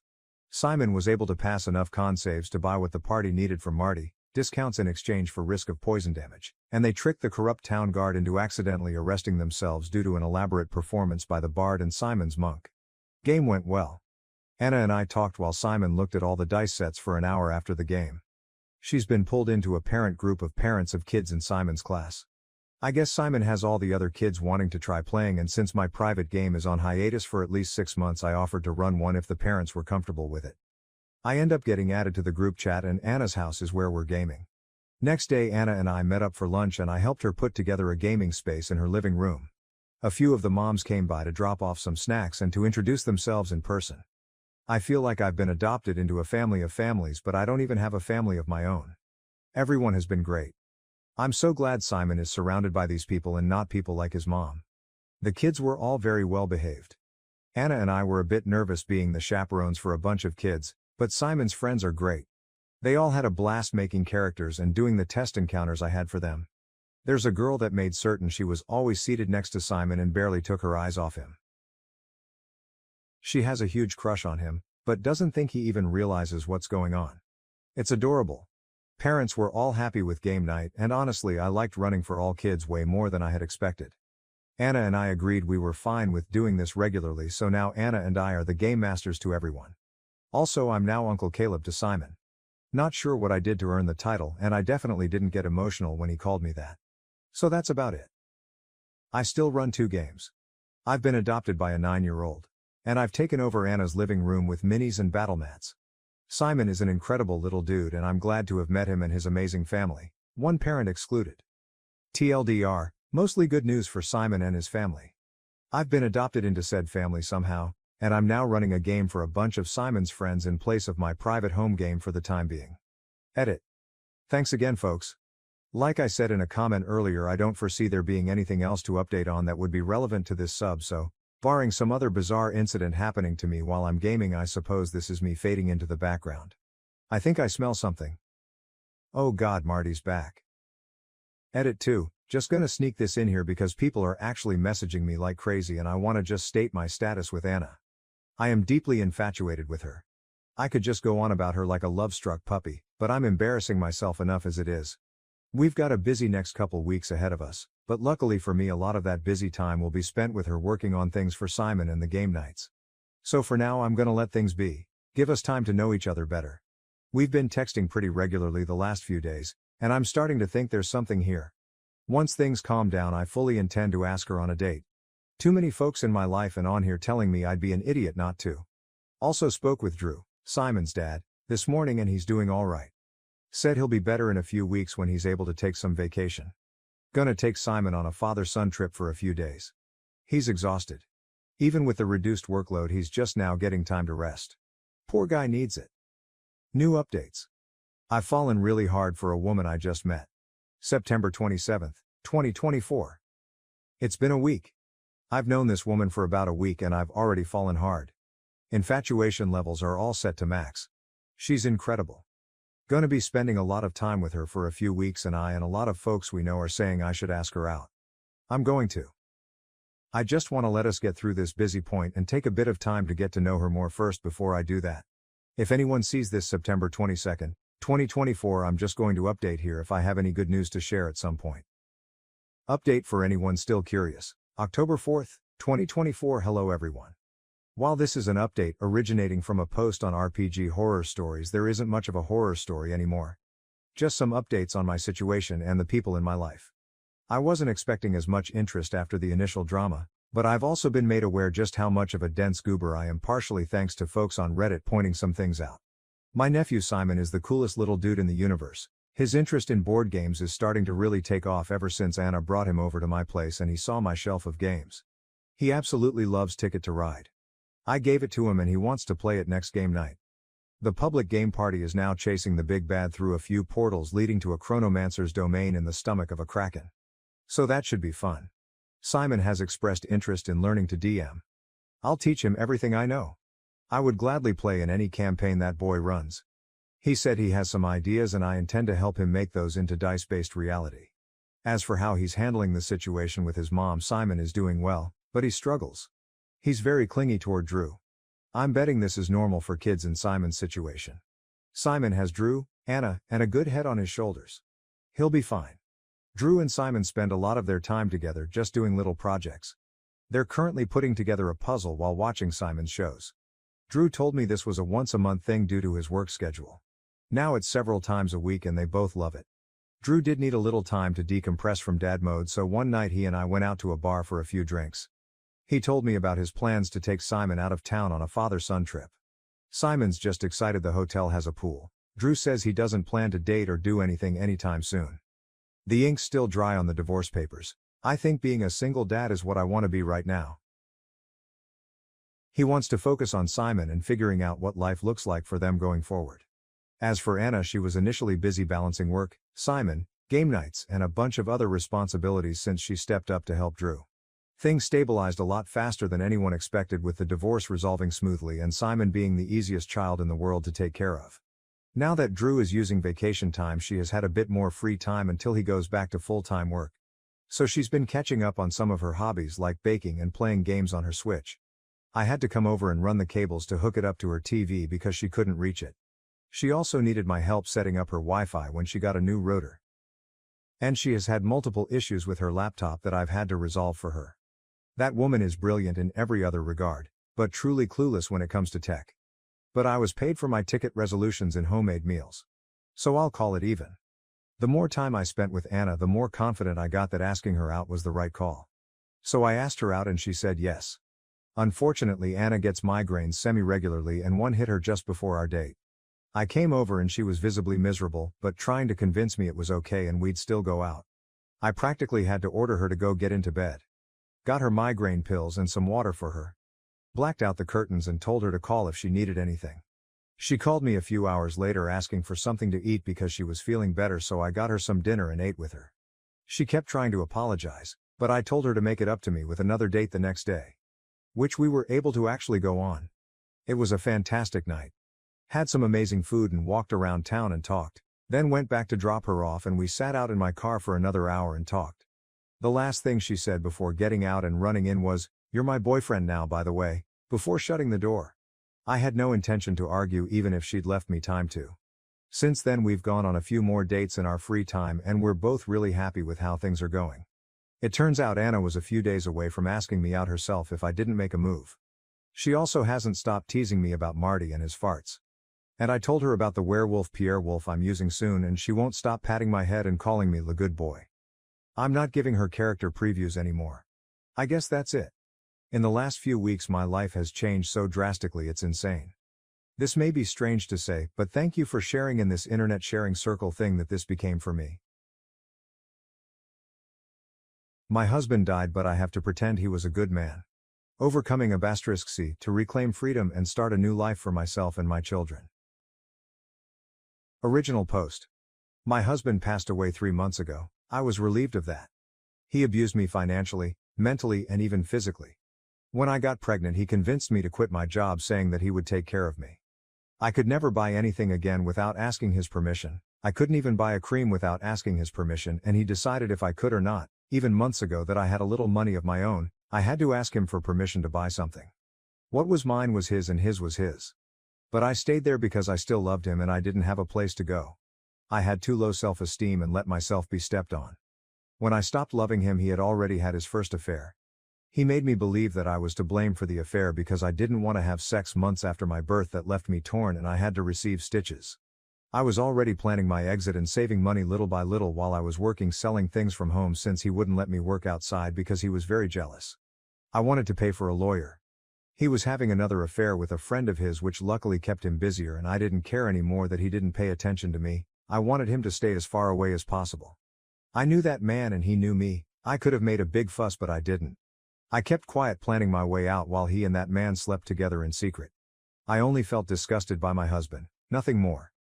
But my husband died in a way I never would have expected. He is now a martyr. When someone dies, all the sins of that person disappear. Because that's what even my family thinks. Those who knew about his affair and how he manipulated me are now talking about how good a man he was, and we shouldn't insult someone who's dead. Everyone around me talks about how beautiful our relationship was. His family talks about what a great man he was and how he always focused on giving everything to me and our kid. His affair partner hugged me at the funeral, saying that my husband loved me. His friends told me what a great person he was. Everyone talks about how good but he was and how he is now an angel in heaven. And I have to pretend to be sad.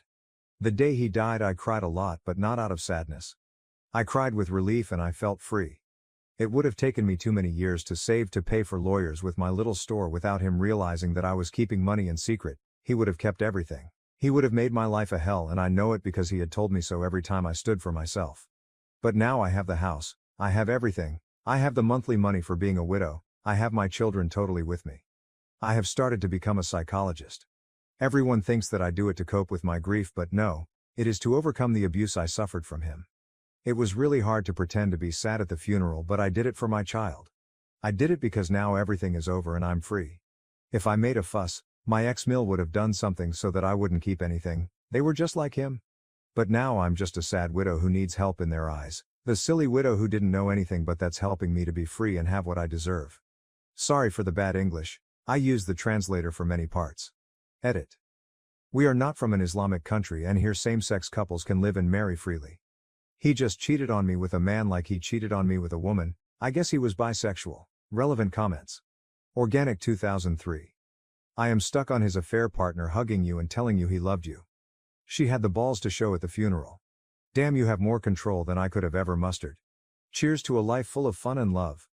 OOP. His affair partner was his football teammate and friend. He is a man. Thanks. PM_ME_happy_. Thinks your husband had an affair with a man? Or another woman? You have a child? Or children? OP. His first affair was with a woman, I think, the second with a man, of which I know, maybe he had others that I don't know. For privacy reasons I don't want to reveal the number of children, so I prefer to leave it at that. Update. It's been several weeks since I last posted and I didn't expect my post to end in other places. Honestly, I had totally forgotten that I posted here, but a few days ago the lover and friend of my ex-husband. I have started calling my deceased husband that way. I don't want to be eternally tied to the idea that he is still my husband even after death. Death did me the favor of separating us, visited my house saying that he found my post. I didn't expect him to find this and it scared me a bit, but honestly there's nothing I can do about this anymore if someone has posted it elsewhere without asking me first. One of my sons let him in when I hadn't heard the doorbell, so I had no choice but to let him in to not make a drama in front of my kids, and I wanted to know what he was going to say. Once alone he told me that he knows that I know about him and my husband having an affair because of the post I sent to TikTok, although I never did any post on TikTok. That's why I think someone uploaded this there. He told me that my husband was not the best husband, but he was a great friend to everyone and a very hard-working man to everyone. That even his family misses him too much, and even though he had his mistakes in the past, that I should let go of the past and stop digging into it cause we're all better off like that. He was insisting for a while to such an extent that I felt intimidated by him to the point he reminded me of my husband, and it is the first time that I have that feeling with a man that is not my ex-husband. I can talk peacefully with them, but this situation made me feel on the verge of a panic attack because of his attitude. He's basically scared that I'll tell everything. He's gay and I don't know if he has a boyfriend, but maybe he does, and that's why he doesn't want me to say anything about their affair. I've been a submissive woman for years. My ex-husband turned me into a fearful woman that I wasn't before. He made me the kind of woman who was always going to put her head down, but when he died I felt so happy and liberated I cried with relief for days. And when this man came into my house to tell me what to do, it was like seeing my ex-husband again, giving me instructions about how to behave and what to do. The man who knows very well that I was in an abusive relationship because he knew how my ex was and chose to sleep with him anyways. The man my husband made me cook for and then fucked him as if I were just a maid was at my house telling me that my ex was a good person and that I should shut my mouth. He was telling me what to do and I just punched his face. To be honest, I wanted to slap him, but for some reason I felt so angry that I hit him, and it felt like hitting my husband too. I don't regret it and I felt good. I yelled at him and told him to leave or I was going to tell everyone what happened. He ended up leaving the house and he has been quiet since that day. My main plan was just to shut my mouth and let go of the past, but that is one thing, and a totally different thing is that this man comes and wants to impose on me what to do as if I were a doll. Maybe my reaction wasn't the best, but I'm tired of people telling me to shut up. I never managed to say anything to my husband, and that day I felt that I somehow did that. I haven't told anyone yet, nor do I think about doing so. But if he does something I won't hesitate twice before this time whether to make a TikTok or post on Facebook talking about everything. With the issue of the house, with the economic crisis, I am not sure that anyone can afford what a house like this is worth, but for now I have focused on finally being able to get a better job in the future, to be able to rent a house and be able to rent this house. That could be a really good way to have money. My other goal in the future is to buy a small piece of land, no matter how far it is. I want to have something that is my own and my children. My children don't miss their father too much and I understand them. It has taken me a while to get them a child psychologist, but recently they started to go to their sessions and they are doing well. I also go to a psychologist. I think the best thing I've done is to start making excuses for my ex-MIL and my own family for not seeing them as often as before, and I've started the stage of cutting off contact little by little, making excuses with work or that we're not at home, although I still have to let my ex-mil come home from time to time. I think even my kids are happier when they see that my own mood is better. I doubt that many people are interested in this, but thank you for the messages I received. Although many do not understand that cultures and laws are different and buying a house or moving to the other side of a country in a month is impossible for many. Relevant comments. Llama_48,213. The audacity. He thinks you are still the maid. Good for you for showing your strength and sending him on his way. The nerve. I would strongly advise you to coach your children to not allow anyone in that house. Not just for AP if he returns. This includes the family you plan to distance yourself from. OOP. Yes, they know that they should not open the door to strangers, but they open the door to people they know because my ex-husband always sent them to open the door for him. I have begun to explain to them that they should not open the door to anyone without telling me first, and now I leave everything with a lock and key. My elderly mom's new friend gives me a bad vibe, prompting me to uncover hidden motives and protect her from potential financial harm. Original post. I cannot for the life of me figure out why I feel like this, but all of my spidey senses are tingling on this woman. Here's a bit of the background. My 40F elderly mom, 70F, has been ill for quite some time and is on hospice. She was living in an independent living place where it was all elderly people in apartment-type units.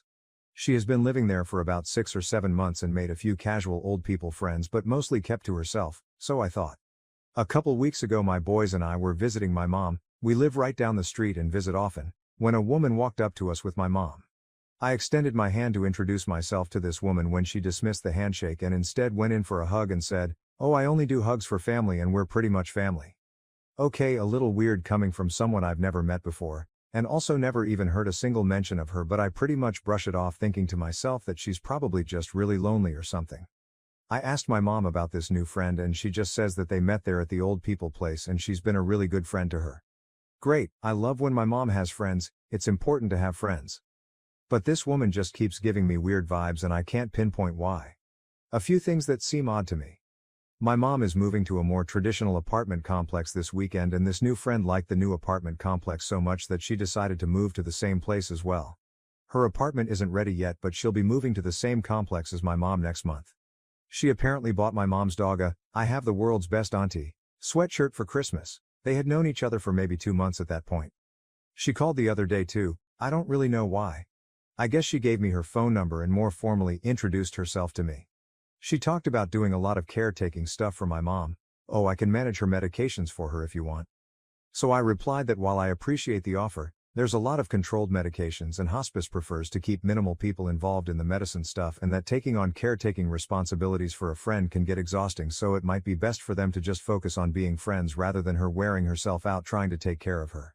She immediately went to my mom and made it sound like I was shit-talking my own mom, saying how she's just an exhausting person, blah blah. When I confronted my new friend about going to my mom and relaying our private conversation in a totally twisted way, the friend lied and said that my mom had grabbed her phone and read it all in the text messages. It was over the phone and not at all via text messages. When I pointed out there were no texts, she just kind of stumbled and I dropped it because I knew it wouldn't get anywhere. Every time I talk to my mom on the phone, I can hear this woman telling her what to say or adding comments in. And none of it is outwardly worrisome things, but it feels like I can't have any conversation with just my mom.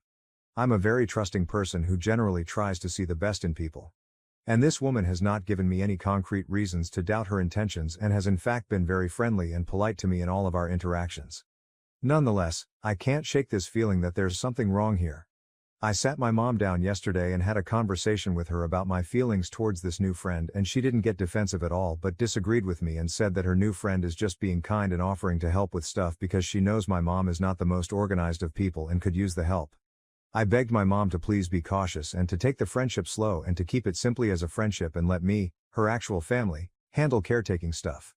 Despite no changes in medications, my mom has been more confused lately and comes across to me like she's overtaken medication, but I only give her 1 dose at a time and the rest is locked up at all times, so it isn't that. But just to be safe, since she's been more confused lately, I took my mom's credit and debit cards so no one can take advantage of her financially. Reddit, please help me figure out what this woman would have to gain in coming between my mom and I if it isn't medication or money. I don't know how to do a background search or if that's legal for any random person to do.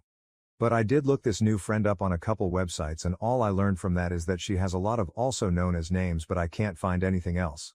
I'll pay for a background search if anyone has a recommendation for good ones. We're in California. Does any of this raise any red flags to anyone else, or am I just being too overprotective of my mom on this? Oh, I almost forgot. I called one of my mom's oldest and closest friends the other day and asked her if she's met his new friend and if so, what her impression was. She said, "Honestly, I don't know why I feel like this, but I just get a bad feeling about her. I just feel like she's up to no good." Hearing this made me feel better in that I'm not the only one to pick up on something, but I don't know what, if anything, to do about it all. Update. Thank you so much for all of the responses and heartfelt advice. I'm so sorry to have been MIA for so long after I originally posted, but it's just been a lot. I needed to take a beat to take it all in and deal with the punches from real life that kept coming my way. Immediately after I posted last, I went to talk with my mom. I explained my concerns and she agreed to the 2 cameras I put up in her apartment.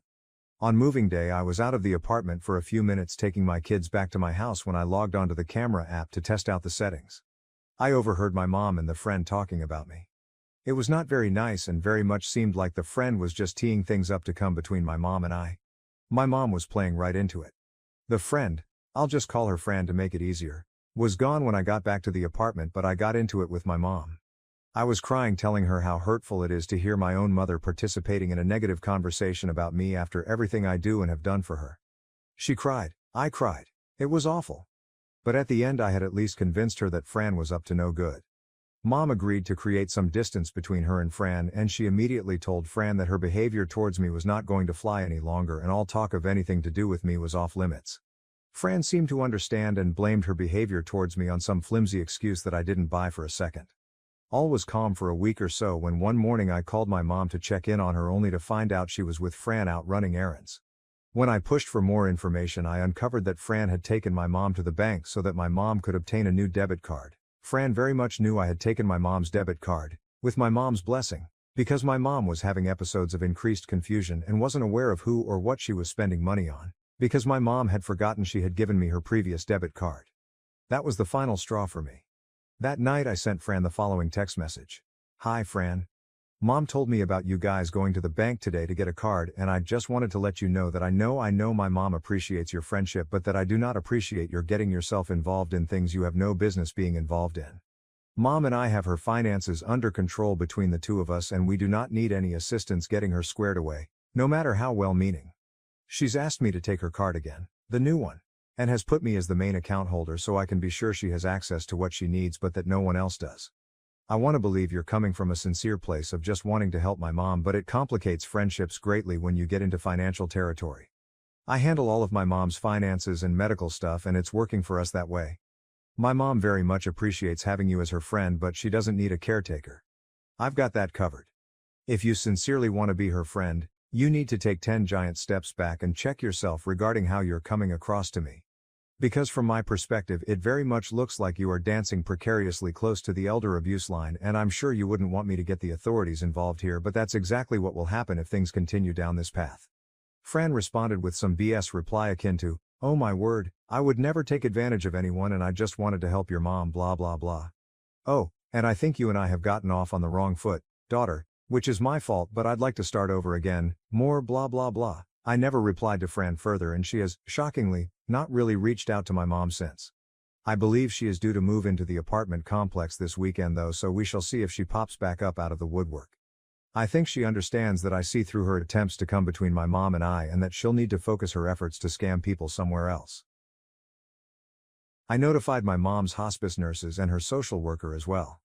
I also bought a really super cool medication dispenser. I won't name it because I'm not plugging anything, but feel free to reach out to me if anyone has family members that they need some help managing medications for. It's expensive and probably cost prohibitive for a lot of folks, but it has been a game changer for me to keep my mom's medicine safe and organized. That is locked and syncs up to an app so I get notified every time it dispenses a medication.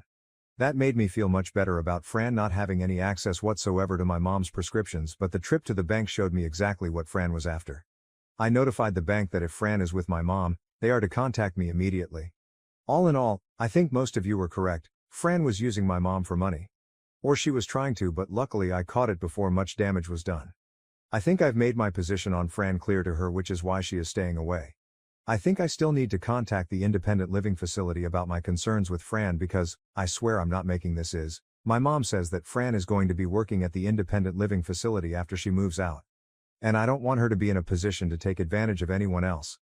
Thank you again to everyone who replied and reached out to me with resources and/or advice. I read every reply and I actually read a number of them to my mom as well. It really helped her to see Fran for who she really is. New update second, hopefully final. Update September 30th, 2024. Thank you to those who keep checking in with me asking how my mom is doing and if there's any updates. Original post here first, update post here. My mom is still on hospice and doing okay all things considered. She has her good and her bad days, but she has been mostly lucid lately and I'm grateful for that. F has been mostly MIA, thank goodness, ever since I told her, in no uncertain terms, To beat it.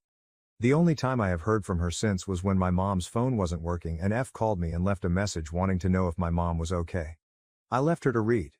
So that told me that my mom hasn't cut her out completely, although she tells me she has. But I have, with my mom's blessing, taken control of any avenue F could possibly use to take advantage of my mother. I alerted the hospice nurses and social worker and I let F know that I had done that as well. My mom also finally made some better friends who live nearby and they also help keep an eye on her for me. I did not go to the police as I didn't feel I had a case to do so, but I did let F know I wouldn't hesitate to do so if given a reason. If F comes back around my mom or gives me any reason to think something is up, I'll update you all to let you know. But as of now, my mom is safe. I handle all her medication as well as her finances, so no one can weasel their way in to try to take anything at all away from my mom. Thank you to everyone for your care and concern. Relevant comments. Comment: they want her pills. OP. I thought the same thing, which is why I locked them up tight. My mom agreed to a camera right over her dispenser so we can keep eyes on her medications at all times. The machine I got her is pretty cool too and alerts me via text if the machine door is ever opened. Not that it could be because it has a passcode on it that even my mom doesn't know. So there's lots of safeguards in place to ensure no one gets into any of her stuff at all.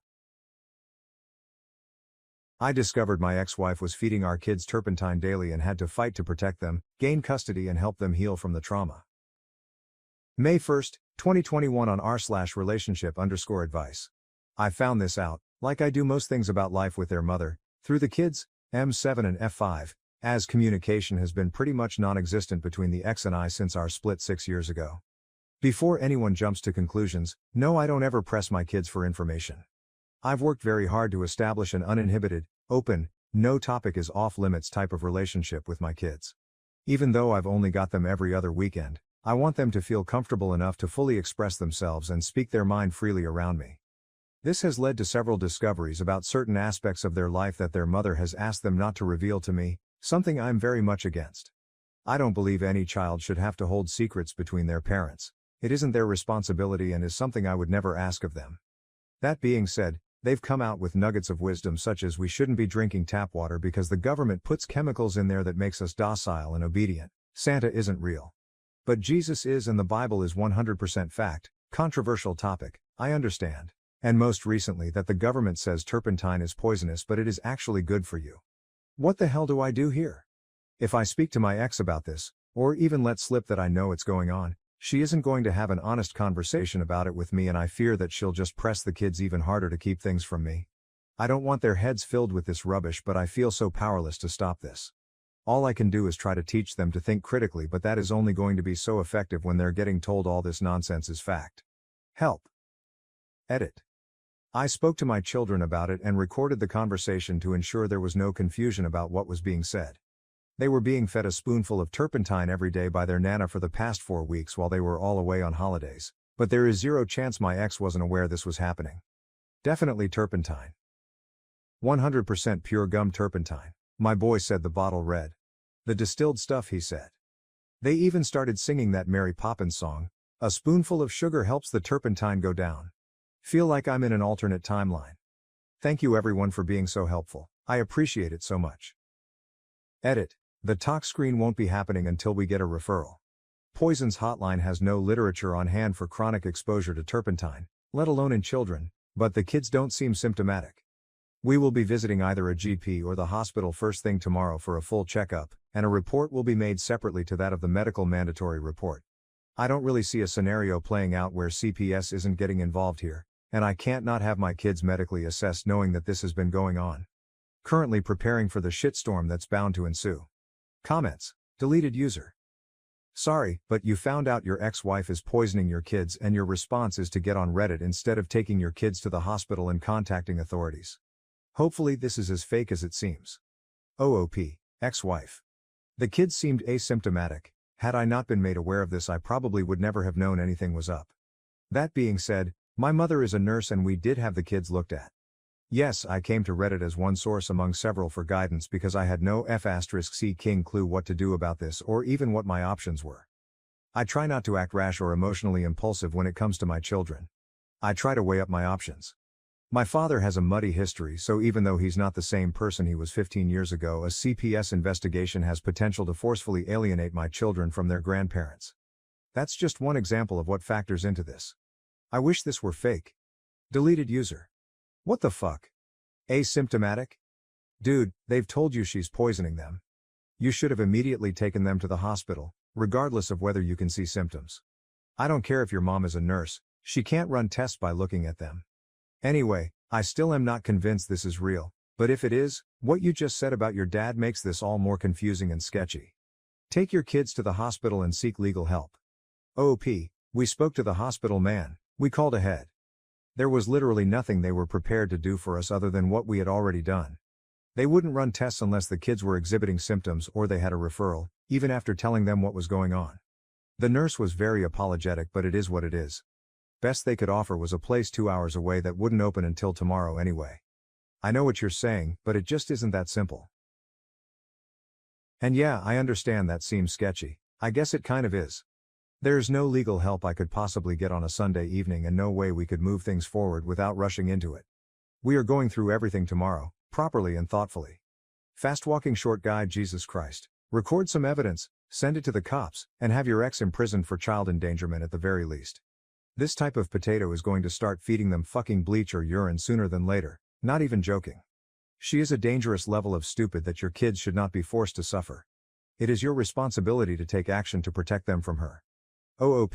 Unfortunately, the only evidence I have is a second-hand verbal account of the testimony of a 7-year-old boy. He told my mother, his grandmother, who is a career nurse, who promptly told me what was going on.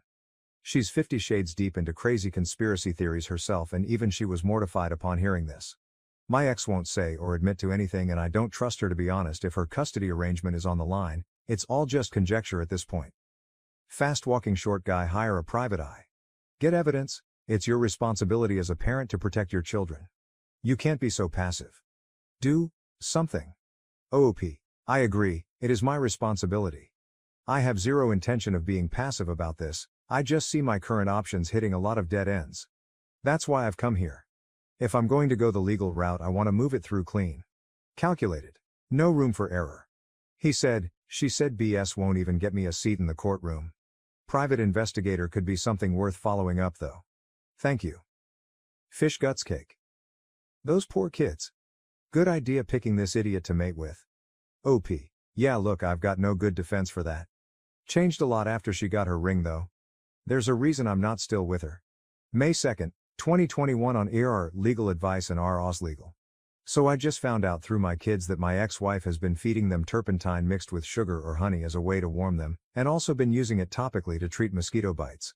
They are 7M and 5F. Reading up on what it does if you ingest it, because who the hell would ever think it's a good idea to drink paint thinner as medicine? It can be devastating, and it really doesn't take a whole lot to mess you up, especially if you're a child. Think, 1 tablespoon could potentially be enough to change your life. I don't think talking to the ex is going to yield any results, and realistically I don't even expect her to be honest about it anyway. My only evidence so far is the second-hand account of the testimony of a 7-year-old boy. He told my mom his grandma and she went and told me. Do I have any legal options here? Should I be collecting evidence, and if so, what kind?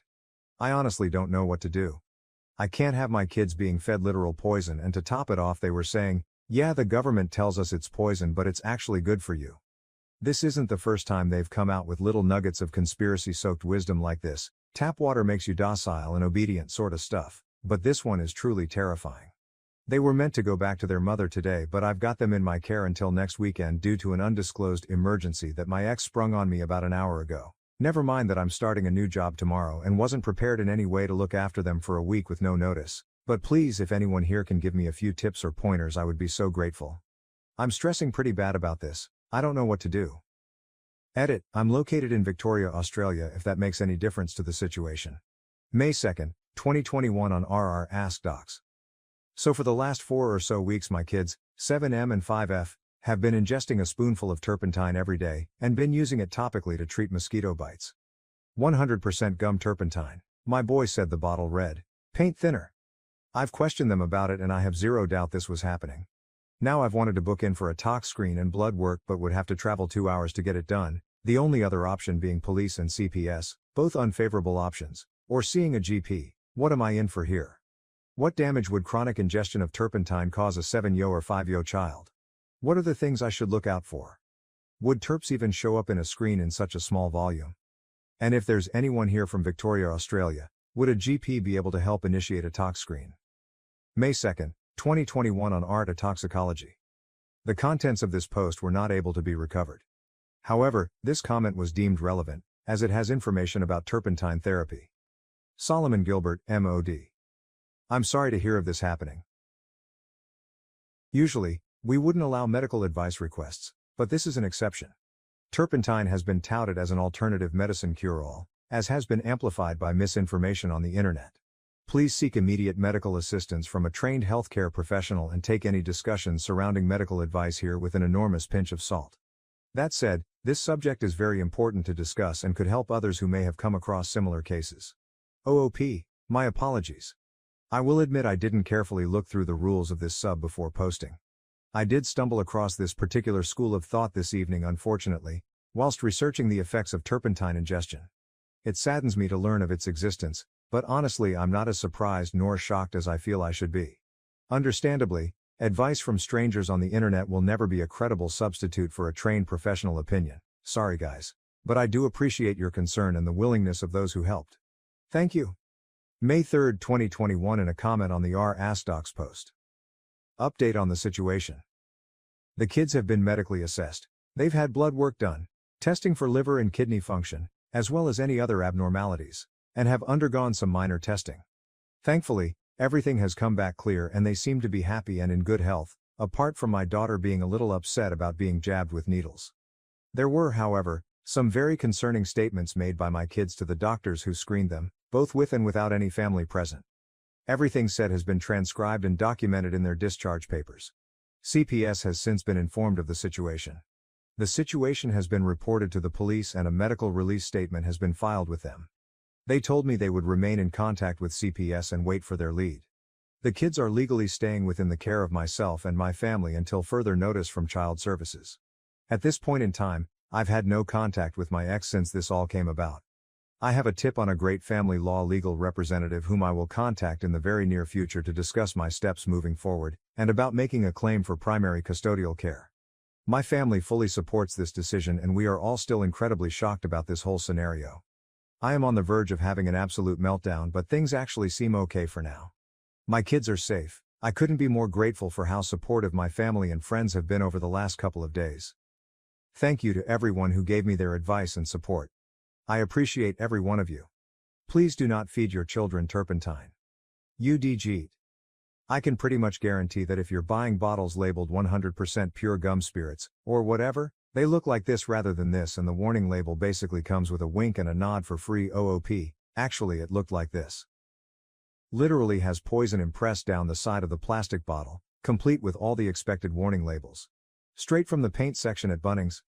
Update as of September 2023, September 22, 2023 on his profile, 2 years after the original posts, 2 days after the Boru post. Just an update on things since everything went down and maybe provide a little clarity on a few key details. Not that it's necessary to me that you believe my story, Reddit being what it is and all, but bear with me as I haven't really spoken about the topic with anyone outside of my partner in a very, very long time. There will be a few additional details that won't be mentioned for discretionary reasons and active actions currently in place. Not very brief. Sorry. I'll start by stating that the kids have been in my full care since that first post and are very happy and healthy. The mother has placed the entirety of blame on the grandmother and remains steadfast in that stance to this very day. The month prior to my post they spent camping as a family, the kids and their mum's immediate family. They spent that entire time in her care and there is no way she wasn't privy to what was happening. Every goddamn day. The kids had a fucking song to sing about it. All substantiated in statements taken from them. So as a few have speculated, yes, this happened in regional Victoria. A couple hours from Melbourne. The hospital here could have taken the kids in for screening through ER, but they didn't have the facilities to actually test the blood work on site. The turnaround for a result, I was told, would have been a few days, possibly longer, as it had to get sent off. Alternatively, I could just wait until the following day to make the trip to the nearest facility that was capable of producing same-day results. We took that option. The kids were triaged the following day through ER. Tested for organ functionality, blood work came back clean. They were privately spoken to and assessed by on-site well-being officers, or whatever their title, and CPS was contacted through the hospital and a case opened. Note, Yes, we do call them child protection here even though they operate under the DFFH banner. But so does community housing and disability support, in tangent with NDIS, so do with that information as you will. It's a broad department. We left with the medical reports which included statements given by the children and holy fuck where they were being fed some wild facts about the world. That night I made an informal statement at the local police station stating what the situation was and the actions taken, just so they had it on record. For those tracking the chronology of all this, we are roughly 30 HRS into the timeline from me first finding out. CPS conducted several interviews over the next month with all parties involved as well as a house call to my residence. Not sure how extensively they interviewed the mom. They concluded the children unfit to be in the mother's care but were comfortable in closing their case should they remain with me full time. Surprisingly, there was no legal order put in place. Apparently they are happy to move on from a situation once comfortable with the results. Found a good law firm and started the legal process, which has been very slow due to a, unsurprising, lack of cooperation. Essentially though, we have restricted the mother's access to supervised visitation and removed her parental right as a legal actor regarding medical decisions. She has only seen them a handful of times in the 2 years following despite constant efforts to facilitate visitation. The kids have had therapy and I've spent many hours talking to them over the last 2 years helping them navigate their way through this. They'll have a lot of questions they'll expect answers for when they're older, I'm sure. Currently, we have managed to secure scheduled visitation with the mother through a professional contact center which facilitates supervised visits.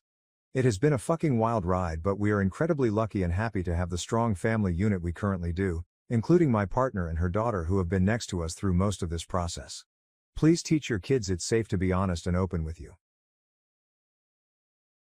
I ended my relationship after my ex secretly bought an $87K truck, and now he has also returned it. I'm very annoyed. He didn't even speak to me about it.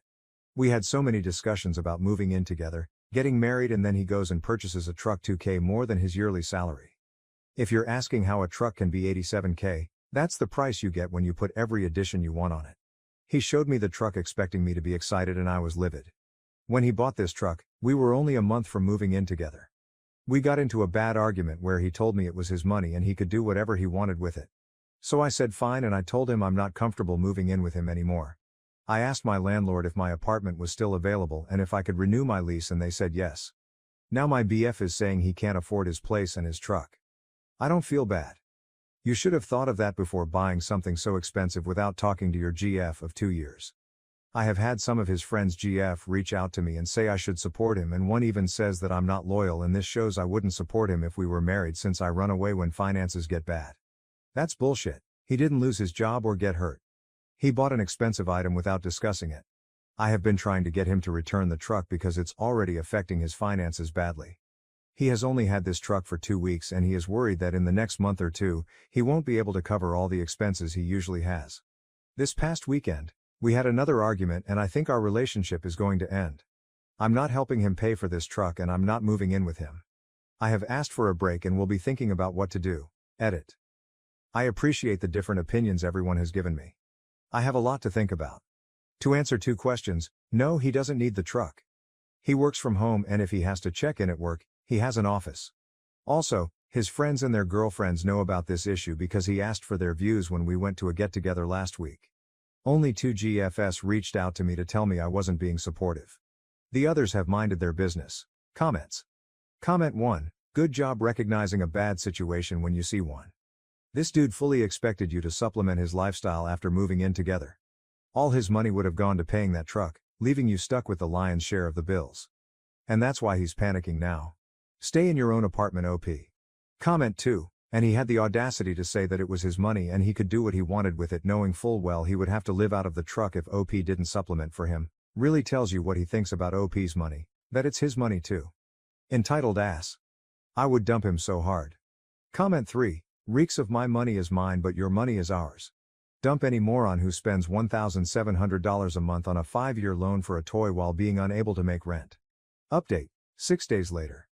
Yay, so I broke up with him mainly because I realized we aren't financially compatible. Before I go into what happened, I do want to say something. I understand we weren't married but we were both moving together into a new place and had several discussions about this move and our plans for the future, including marriage. For the people private messaging me saying it's his money and he can do whatever he wants or, you're only 2 years into a relationship, you're not a wife. I know that, and I have never asked what is in his bank account or told him what to do financially. I'm aware it is his money, but I also know his financial situation, and he was making decisions without my input that, if we were to stay together, would not only affect him but also our relationship and our financial situation for years to come.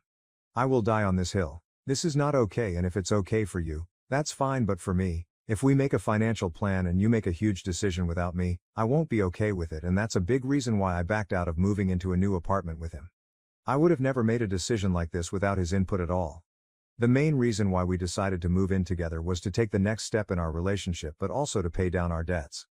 I now have $22,000 debt from student loans and a car. When I met him though, it was around $60,000 and I was basically living on credit cards. Within the first couple of months of us dating, I saw how hard he worked, and with a salary of $85,000, he was making huge progress in paying off his loans and credit cards. On my end at the time, I was only making $50,000. I honestly saw his work ethic and was like wow, and got serious about my debt. I got a second part-time job where I was making $32,000 a year, bringing my salary to $82,000. I did that so that I could pay off my debts faster, but also so that we could be on equal footing when we moved in together and he didn't have to pay significantly more in living expenses than me when he had more debt. We did a complete budget months before we moved in together and realized that we would each have $700 extra a month to put towards our own individual budgets.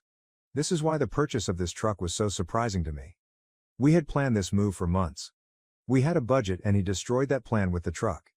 If he wanted a new car, there are plenty of cars he could have gotten that would have fit into the $700 monthly surplus he had. Anyway, for the past few days before we broke up, he tried to show me that this truck was a good financial purchase and we could still move in together. He told me that he had actually budgeted for this and could show me how he could afford this. I wanted to hear him out, so I went to his place and he had two budgets. He said he had been thinking of getting this truck for some time and he had worked out a budget beforehand. He showed me the first budget, and after his truck, insurance, expenses, and his debts, he was left with $115 for the month. I noticed with the first budget, he didn't include groceries, his hobbies, going out, or even gas for his car. I asked him how $115 was enough to live off of for an entire month. I asked him how he could afford all of this and his truck, and if he planned to give up some things. He said no, he didn't plan to give up anything and that he could make everything work in his budget. I asked him what if he had an emergency or needed gas for his truck, and he just kept saying he would work it out without explaining how. After I saw the first budget, I asked to see the documents for the car, and that's how I found out the truck price was $95,000 total after taxes, registration and fees. He traded in his reliable 2003 Toyota and all his savings to get a loan at 14% for 72 months. His monthly payment is now $1,966 and insurance is $573. He also still has student loans which are significant. I kept telling him $115 left over monthly wasn't enough. That's when he showed me his second budget, which had a combined higher monthly income. I asked him if he was getting a second job, and he said due to his job relying on him to be on call, he couldn't. I asked where the income was coming from, and this man said, "Well, you're getting a raise soon." I froze because I had mentioned this raise once months ago. My first job is my career job, and I work in a field where when you hit certain milestones, you get a pay bump. In September, if my raise is approved, I will go from $50,000 to $80,000, and with my second job, my total yearly income will be $112,000. But getting the raise isn't a guarantee. You have to meet certain criteria, and if you don't, you have to wait 3 months before trying again. When he said that, I was quiet, and then I said, "So you planned a budget that included additional income that I wouldn't get for at least 6 months and income that I might not even get in September?" He said when I got my raise, the ratio of what he would pay would decrease and he would have more disposable income. I asked him why it was okay for him to plan budgets with my income, but yet I had no say in how he spent his. He couldn't answer that. I told him I had no issue with paying more bills if I got a raise, but the fact that he banked on that, didn't discuss it, and now expects me to be okay with this is ridiculous. I also said there's no way I wouldn't be paying more with the first budget because he wouldn't have been able to survive on $115. I told him he didn't communicate, and this is on him because he made huge financial plans without discussing anything. Finally, I told him I would never have done any of this without going to him first because I thought we were a team that was building something. I ended things the next day, and he has been trying to reach out, but I'm not interested. He has financially crippled himself with this truck.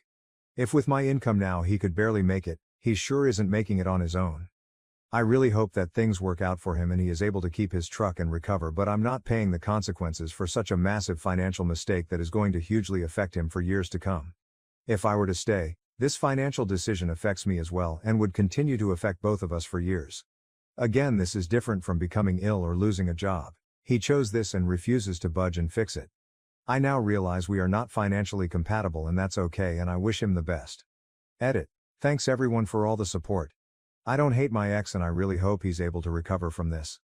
It was such a learning lesson for me and how one mistake can ruin you financially. It has made me even more cautious but also determined to keep working towards a better financial future for myself. Comments. Comment 1. You are very smart. I have a wife like you and we are going to retire comfortably because of that. Comment 2. People who will give her grief over this either have no idea how marriage is supposed to work or are bad with their finances. Financial incompatibility is a huge deal in relationships, and she is being incredibly mature here. Comment 3. All I have to ask is, how are you handling this with so much grace? I would be pissed if my ex, who I was so emotionally invested in, pulled this on me. It's not just that he made an irresponsible decision, it's the fact that he thought he could leech off you and your money to pay for it and somehow blindside you to get away with that. You don't badmouth him a single time and did the right thing immediately, break up, and have already accepted that you both are incompatible. I'm in awe of how decisive and yet non-aggressive you were. I wish I could be that way. OP, to answer your question about why I'm not bad-mouthing him, it's because I'm sad. I'm sad about what he did to himself and that I had to leave because he isn't seeing how bad this is. I'm sad that just a few months ago, I was planning on living together in a life and now that's gone. Most of all, I'm sad for him. He was doing so well and he rubbed off on me immensely in terms of paying off debt and watching your spending. I'm sad that he threw away all his hard work. Dumping on him even more isn't worth it because when he realizes this mistake, it will be so bad for him. I don't see a point to do it, but I'm not judging anyone who would in these circumstances. New update. 7 months later. Update. I posted a few months ago about ending my relationship with my ex who bought an $87K truck without telling me. Going ahead with that decision means that I paid off my student loans this past month. He also returned the truck. Hi everyone. So I posted a few months about a situation I was dealing with my ex and him buying a car without telling me. I really doubted myself when I first made my first post because I had received such strong negative reactions from other people about me wanting to back out of the move. I appreciate the comments I got not only on the posts but through the messages as well. It really helped solidify for me that these feelings I had about the situation shouldn't be ignored. So thank you guys for responding because it saved me financially. Looking back at the situation now months later, I can see that I was being set up to be financially abused. When I broke up with my ex, I thought that we were financially incompatible and that unfortunately it took this large purchase to see it. But I can see now, that's not the case. My ex made a plan in his head and what made sense to him was for me to pay most of the expenses and he thought this was okay and that I should be okay with it too. Even though I can see the reality of what he was trying to do, I can't hate my ex because he helped start me on this path of looking at my finances. I remember when we first started dating and I went to pay for an item I was getting and my card declined, and without batting an eye, even though it was a little embarrassing, I took out another card and paid. I was used to this happening every once in a while, because I was literally living paycheck up to paycheck. I'm not putting down anyone where that's the case. But in my situation then, I was living way above my means. I would justify every single one and get it, and I thought because I was making minimum payments and on time, I wasn't as bad as the next person. When the situation with my card happened, after we got back to my ex's car, he kindly asked if this type of thing happens all the time and I told him sometimes, and he basically gave me advice. He did not try to force me to stop spending. He asked me to track my purchases and recommended a few apps. The first 2 months that we were seeing each other, he would encourage me every other day or every once in a while to just track what I spent, to shop like I usually did, but to track everything. Being able to see how much I was spending, especially when I broke it down into categories, was astounding. There was one month I spent $68 on bagels. It wasn't for work. It wasn't for other people. It was me stopping at a bagel place every morning and getting a bagel. I would sometimes get variations, which is why the bagels cost so much. Once I realized how much I was spending on stupid things, my ex helped me make a plan that would work for me, and that plan has continued to consistently work. I have added to it and changed things or tweaked things as my financial status has continued to improve, and so far, so good. This is why I don't have any bad feelings about my ex. He never pushed for me to pay my bills in front of him. He never saw credit card statements on apps, nothing. He only kept encouraging me to look at my finances and fix them. He helped give me the foundation to start to manage my finances, and I thought in my head that we were on the same page. And because he was such a stickler for finances and he was so frugal, that is why this truck purchase was such a surprise to me. It was unplanned, not discussed, was a large amount of money, and, just knowing the general view of how much debt he had, I know without a doubt that there was no way he could afford this truck. I'm not trying to paint my ex as a saint. I am explaining why he had such a positive impact on me financially. So when the truck purchase happened, and he refused to budge, I honestly was shocked, and seeing how bad this situation was, I had to walk away. It's been about 6 months since everything's happened and I'm doing very well. I recently paid off my student loans last month. I now only have my car left, so 12 grand left to pay. I also have a small savings.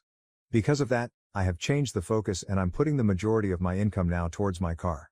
I'm not rich by any means, but I'm definitely living within my means and I'm okay with that. The last 2 things I'm updating on are my raise and my ex's truck. I had a few people message me about the raise, and unfortunately I did not get it due to a big mistake I made on a project. Once I realized the mistake, I knew that it would jeopardize things for my raise because I had made the mistake so close to my evaluation and I didn't get the raise. But I fixed the mistake, and when I get re-evaluated after 3 months, I am hopeful I will get it this time. Losing the possibility of the raise made me realize even more that I had made the right decision, because I would be so screwed right now if I hadn't ended my relationship. With my ex, we have spoken once, and that is when we broke up. I cut communication completely, because he was still trying to fix things without addressing the truck and the fact that he was keeping it.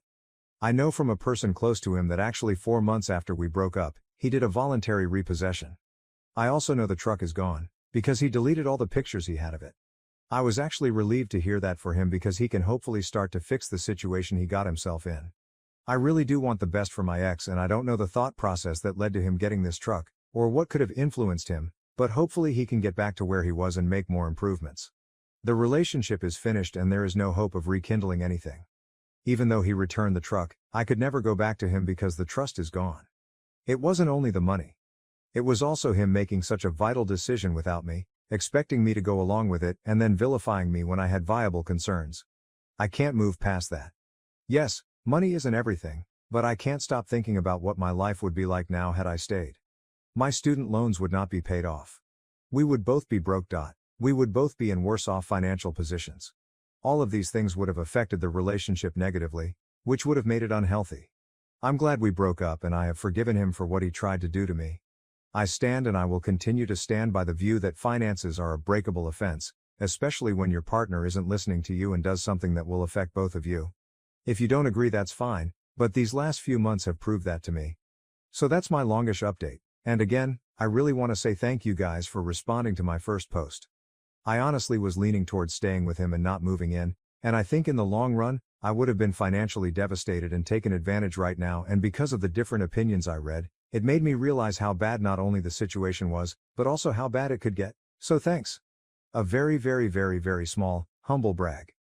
I posted my paid in full student loan email on my profile, so if you want to see that, you can click that post, but you don't have to. Sorry, I'm just so proud of that fact. Okay, bye. Comments. Comment 1. Congratulations on paying off your loans. Glad you stuck to your decision and things working out for you. Comment 2. I can tell you what motivated or was the catalyst for his decision to buy the truck. It was you mentioning your possible raise. He always wanted the truck, but learning you'd be making more, he jumped the gun and purchased it in advance. He was betting on the raise. He didn't think of the possibility that you wouldn't get it. He thought it was a guarantee. Honestly, be glad he did it when he did. Could you imagine if he waited until you did move in together? Then you'd be more trapped due to having signed a lease with him. He would have screwed your credit. Even if you couldn't help him pay for the truck, having your name on the lease and him not paying his portion would affect you. He also would have guilted you into helping by paying more, even if you still only made the same amount, because he'd be struggling. I couldn't imagine if you had gotten the raise, he'd probably guilt you into keeping your second job, because then you could help him more. Glad you stuck to your decision. I get it's his money to do with as he wishes. However, he seemed to think, as did those who sided with him, that your money was his too. That he could make decisions about your money and how it was spent, but you couldn't do the same. Honestly too, you didn't try to control his decision or his money. You were controlling what happened to your money. Am I the asshole for purposefully ordering meat items so I don't have to share with my vegetarian friend? I have a friend who is a vegetarian and very entitled. She believes that her money is hers, and my money is ours. I love sharing food with friends. I eat almost exclusively family style, but I hate sharing food with this friend because she doesn't share food with me. To avoid confrontation, I have started exclusively ordering meat items whenever we eat together. Recently, we went out to eat and I ordered chili cheese fries and I added steak. My friend interjected and asked if we could get the steak on the side so we could share. The waiter was like sure, and I kind of just stared blankly, silently fuming. But then when the fries came, I immediately dumped all the steak on the fries and started mixing. She was like, wait, and I said, oh, oops, sorry, and continued eating. She said she would have ordered more food if we weren't sharing, and I said, well then order it. But she didn't because she was trying to save money. She ate her sad salad and kind of passive-aggressively said, man, I wish I had some fries with this too. I ignored the tone and just responded cheerily, you should get some, they're good. Hopefully she gets the hint soon. Edited. Okay, I'm sick of saying this, but this person does not respond well to criticism. Friends have tried and failed to bring up issues about money with this person before. It does not end well. I am prioritizing my own mental health over being mature and doing the right thing. Go watch an after-school special. How do I add a flair? No more advice, Pulez. This is event-relevant comments. Comment, genuine question. Has anyone ever expressed that it annoys them when she does this? Sometimes people don't realize they're being annoying. If you haven't already, I would try to set the boundary that you don't mind sharing food if she also shares food. Tell her that you understand she needs to save money, but that it doesn't mean that you can afford her to keep eating your food too. If she doesn't take it well, that's a sign to distance yourself. If she apologizes and works on it, it could be genuine ignorance. OOP. Yes, there have been multiple attempts at boundary setting in the past, all the way from when we were little. That is when I learned that most people would rather keep the peace by placating the dramatic person rather than hold the dramatic person accountable. She is manipulative. There was a whole issue at prom where she didn't pay her share for the limo. The kid who did would not let her on. She cried. The kid's parents felt bad and covered for her, made the kid apologize. She always has a sob story. She's always the victim. I have even offered her to apply for a job in the past where I work, as a busser, because I too thought she just needed help. BC again, she's manipulative, before my eyes were opened. She said to my face, I could never bus tables. Is there a host position open? This isn't her only thing, she is manipulative and selfish in every single way. Some people see it, some people don't, and until everyone sees it, I'm not going to be the hero that calls her out on it.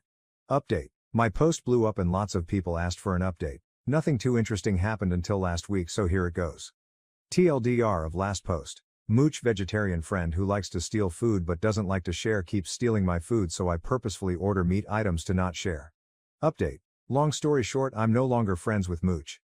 Another instance happened that was the catalyst for me. But I didn't make a dramatic show of anything, I just slowly stopped going on outings where Mooch was invited. All of my friends seemed to think Mooch isn't that bad, so they weren't really wanting to ice her out for me, which is totally understandable. But unfortunately I stopped hanging out with most of my friends. That is until last week. My friends had planned a short spring break trip to Mexico. I didn't go because Mooch was invited. I even warned them that Mooch was going to make it miserable, but no one listened to me. And shocker to everyone except for me, the trip was awful. She didn't pay for a single thing. She still owes people her portion of the Airbnb and gas money for the drive. Additionally, she had a sour mood anytime plans didn't go her way. Example, group wants to go to the markets, Mooch wants to go to rent a boat, majority rules they go to market, Mooch has a giant frown and makes sure everyone is aware she is having a bad time. One night, everyone went clubbing. She got tired and wanted to go home. No one wanted to go with her. She was waiting around with her giant frown, clearly wanting someone to leave with her so she didn't have to pay for the Uber. She finally orders an Uber for herself. After the Uber arrives, two girls decide they are actually tired too, so they take the Uber with her. She had the audacity to Venmo request them money for the Uber after having not paid for anything else the entire trip. And one of the girls she Venmo requests was the one that paid for the Airbnb that she still had not paid her back for. For the record, everyone else took turns paying for Ubers. No one Venmo requested each other for that.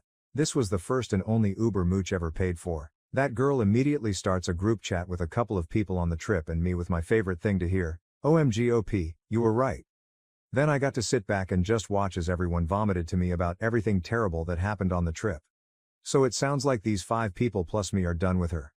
Not sure how the rest of the group feels, but at least I have 5 people I can hang out with regularly again. Top comments. Comment 1, Clearly you've never had a long-term toxic friend or relationship before, because you'd know how hard these habits are to break.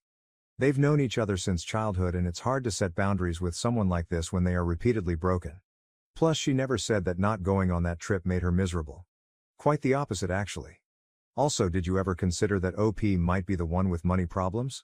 Maybe, just maybe, she doesn't want to hang out with someone who thinks OP's money is also hers. OP. It's not even the money problems, even though yes that's at the forefront. It's that she expects everyone to serve her and cater to her feelings all the time. She wants final decision making for all activities while not paying. It's the fact that I have to drive her everywhere, but I'm also not allowed to leave until she's ready. Like fuck if not wanting to spend time with her makes me mean, I'd rather be mean than continue being a doormat. Comment 2. Karma is a dish best served with meat if you asked me. I'm glad they all woke up. I hope she's lonely with her sad salads. The incident that made OOP cut off the friendship thanks to you/yes go away for finding this comment. I was her ride to a group activity. Right before I was about to leave, my mom decided to pick a fight with me about my room being a mess. When my mom and I fight, she can be kind of mean, so I was sobbing. And my friends know this. I texted my friends that I couldn't come anymore because my mom grounded me. Mooch said, "But you were my ride." And I asked the group if someone else can pick her up. Everyone else lives kind of far and no one wants to go out of their way to pick Mooch up. She calls me and asks that if I can't come hang out, can I at least come pick her up, drop her off at the hangout location and then pick her up again at the end of the night. She even said, "I feel like your mom would understand you made the commitment to drive me." I just said no, and to her credit she accepted it and then ended with, "Well that sucks, I hope you feel better." BC she can tell I've been crying. That was just the final straw for me. After 12 years together, my fiance's ex-fling sends a bizarre package, stirring up old wounds, passive-aggressive friends and fresh drama. Original post, first post ever, woo, mandatory apologies for my English. Details and places muddled, just in case. Well, the title says it all. My fiance, Oliver, and I have been together for 12 years, stuck together through thick and thin. LDR, the usual problems of a couple starting off very young, etc. In the last few years, he has been struggling a lot with depression, anxiety, but he is slowly getting better. At some point in our LDR we were living in 2 separate countries, and during his stay he became very good friends with 2 other people, Ben and Sarah. The 3 of them bonded through shared experiences, same mental health issues, etc. At some point he came back, we started living together, eventually became engaged. We decided on a long engagement 2+ years, since we were both settled on long academic paths. Our relationship, that had at some points been turbulent, settled very well as we both acquired maturity and got to really know each other during our daily lives. Things were peachy. 3 years ago, Sarah moved closer to where we lived, for a 2-year stay. We were all good friends, everything good, etc. Long story short, my fiancé cheated on me with her, short before she left the country, an emotional affair included. Found it by snooping, bad on me. I was devastated. I cut contact with her immediately, demanded him to do the same, and almost broke up with him. We were separated for 2 months. It was rough because at that time I had no access to therapy or counseling, and I was really far away from home, but my friends were kick-ass and supported me emotionally all that time. After these 2 months and a lot of soul-searching, we took the first tentative steps to be together again. It took me a long time to forgive him and to recover my trust in him, but little by little we healed and we made it work again. This was 2 years ago, and things are really good. Ben did not take the news of their separation too kindly, and he has been passive-aggressive to Oliver about him not talking to Sarah. Oliver has reacted well, and has been adamant about not contacting him again. 2 weeks ago, Ben told fiancé that he had given our new address to Sarah, because she wanted to send us a package with stuff belonging to Oliver. He says that she has nothing of him, and I believe it. They have never lived together, most of their friendship they have been living in different places. He has been really anxious about all this matter, he does not want any contact with her. I personally do not care about her, but he is dreading the day the package arrives. If it comes when I'm in the house, I will just throw it away, but I do not want him to receive it and get an anxiety attack. So, relationships, what is your advice? I know I do not have to protect my fiancé from this stuff, but he is hurting and I do want to support him. I do not think it is compromising material, because I already found the compromising material, well. I think it is a passive-aggressive way of reminding us of her existence. And what shall we do with his friend Ben? TL.dr. 2 years ago, my fiancé cheated. After some time, I took him back and we are strong now, but the other girl is sending us a mystery package. Fiancé is not taking it well. OOP added more info in the comments. Hi everybody. Oh my, this blew up. Thank you for all the good advice, it has been really helpful to clear my thoughts. I left out some details that might be relevant, here they are. I do not think the package contains proof or details I still do not know. When she was living in the same country as us, she was still 600 kilometers away, so there were not really any chances to meet without me knowing. I know when it happened. Later, she moved to another continent. At that time I demanded 1, access to all his accounts, he complied, and 2, that he blocked her everywhere. He did it too and I believe him, because when she actually tried to contact us later, about Ben, I will elaborate later, she had to do it through common friends. His anxious reaction does not surprise me. He used to have very serious issues with social anxiety, to the point of being paralyzed about any kind of unpleasant interaction. He has been working on his mental issues, got in therapy and meds, etc., and now is much better. He reacted maturely to the latest developments, he told me immediately, and he understands that it is his mess to clean, but he suffered. Today I picked up a huge package, taller than a person, from a neighbor, and when he went through the door and when he saw it he really tensed up. Okay, that was kind of funny in a fucked up way. This might be pretty relevant too, but I kind of understated Ben's reaction. He did not take well at all, his 2 best friends not talking anymore. As I said, the 3 of them were a very close group, but he in particular had a magical vision of the trio, being friends forever. He was into Sarah a lot, and spent hours talking to my fiancé about how much he loved her. I have the feeling that Ben is into my fiancé as well. When my fiancé told him that he and Sarah did not talk anymore, and why, Ben seemed to take it okay, but 2 weeks later he contacted her to say he was about to self-harm, that's why she contacted us. We contacted Ben's family, he was okay. Fiancé set boundaries with him but did not cut him off completely. I am starting to think that Ben's reason to give her our address is his particular way of punishing my fiancé for leaving the magical trio. My personal feelings, all this drama has been annoying AF. The general advice of relationships seems to be to cut off Ben, and I think it is spot on. I will tell Oliver that I think it is the best idea, he is on the fence about it. About the cursed package, personally, I lean towards throwing it away without opening. I do not want to have anything to do with that dweeb. However, you are right, it is not my decision to make. If when it comes, I will offer him the choice either to throw it away or to go through the contents together and probably toss them away afterwards. Thank you. Update. So, I know this is ancient history, but we got an update, and I have several private messages asking me for an update if something happened. So yes, we got the package, last week. And it did not disappoint. Editor's note, OOP recap of the first post, I edited it out. After reading the advice here, I sat down with him, we decided we did not want the fucking thing, so he wrote a message to Ben saying tell Sarah we do not want anything from her. And then he blocked him. This all happened last year. Meanwhile, life went on. He changed jobs, he is still in academy, and now he is way more happy and relaxed. My job is well paid and interesting, and I can keep some other projects on the side. We got married this summer, and our wedding was perfect for us. Lively, bombastic, lots of food and alcohol, and our friends and family together.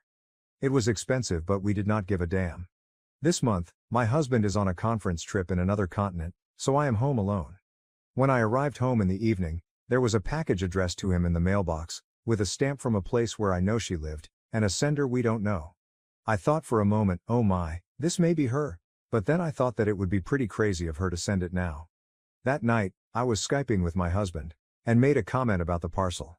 I mentioned the name of the sender, and he did not know the name. So I proposed that I open it with him on camera. And well, turns out I was right on the money. It contained several postcards, wishing him happy birthdays and Merry Christmases, all unsigned. Also little notes such as dance in the rain, look at the clouds, walk barefoot, that kind of platitudes. And it had a book, a young adult romance book. I remember saying aloud, oh for fuck's sake, when I saw it. Meanwhile, my husband had a face like he had seen a cockroach in his sandwich. The title of the novel is Stargirl. It is about a girl who arrives at a high school and she is very quirky and magical and she dances in the rain and plays the ukulele and she is very misunderstood by the normies. The narrator dates her, but realizes that he cannot be with her because deep down is afraid of not fitting in, so he dumps her and then regrets it forever. It is not a super bad book. I like the prose, but, despite the intentions of the author, The heroine is too much of a special snowflake, and her behavior often delves into creepy territory. The book itself had a sad face in the dedication page and a small note saying read the sequel, you will understand. It was crammed with notes in small script, and sometimes the letters had been traced several times over. All of the notes were very idealized descriptions of the heroine, about how magical and beautiful she was, about the things she did, etc. Some of the notes were also about the main character agonizing about staying with her or leaving her to fit in, or descriptions about how they made out, yuck. There were also drawings of the heroine, who looked like an idealized version of Sarah. I am not gonna lie, I laughed my ass off at this fucking manic pixie dream wannabe. My husband was less amused and more creeped out. He said that she was psycho and that he did not want that shit at home.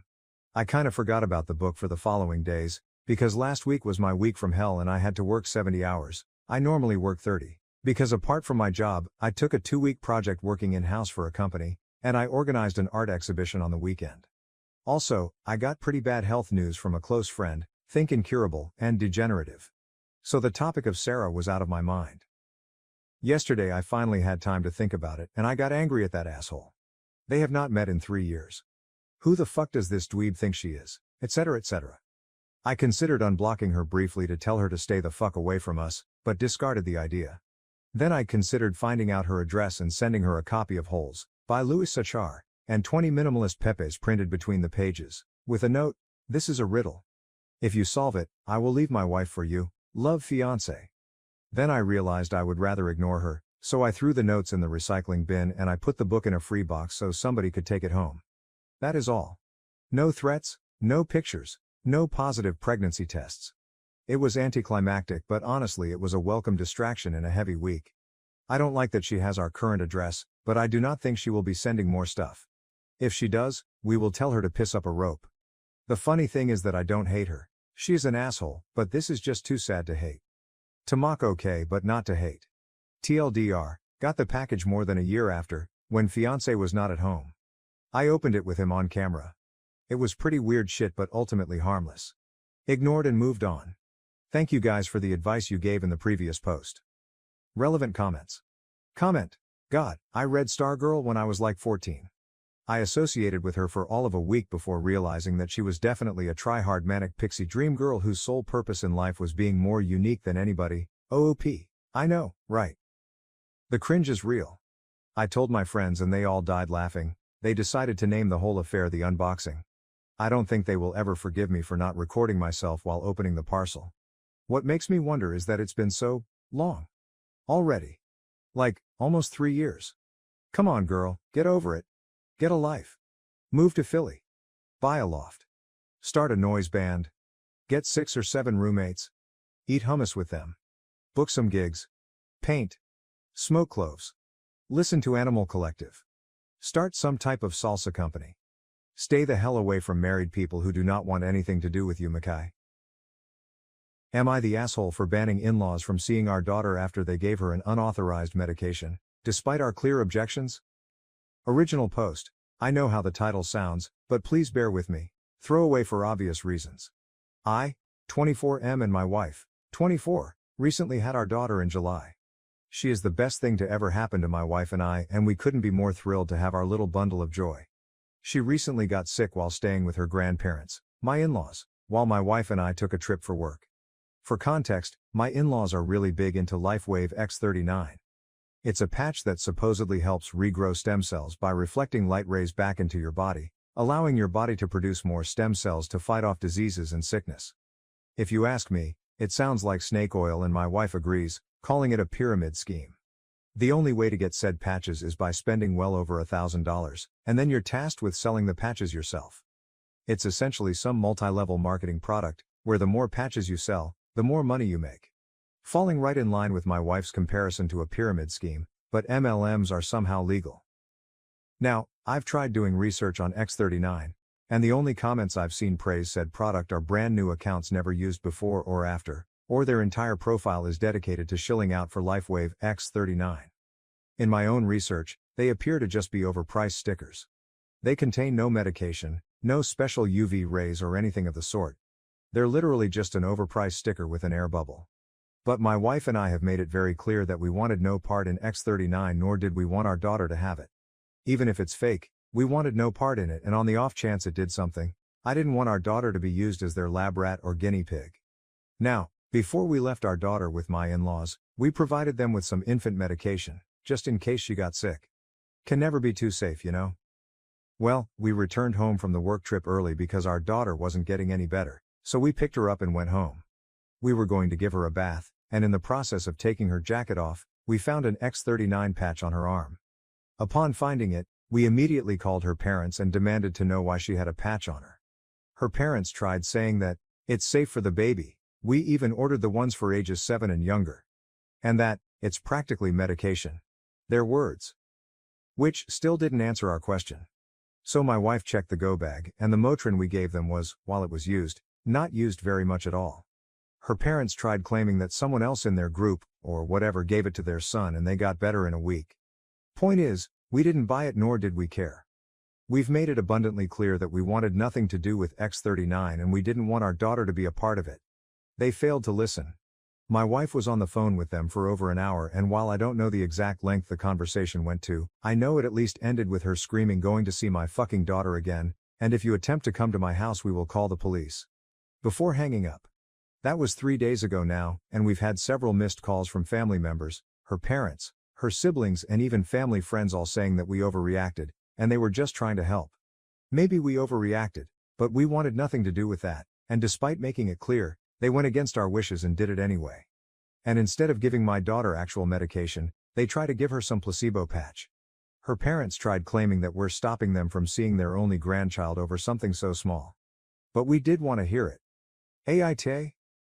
AITA has no consensus bot, OOP was NTA relevant comments.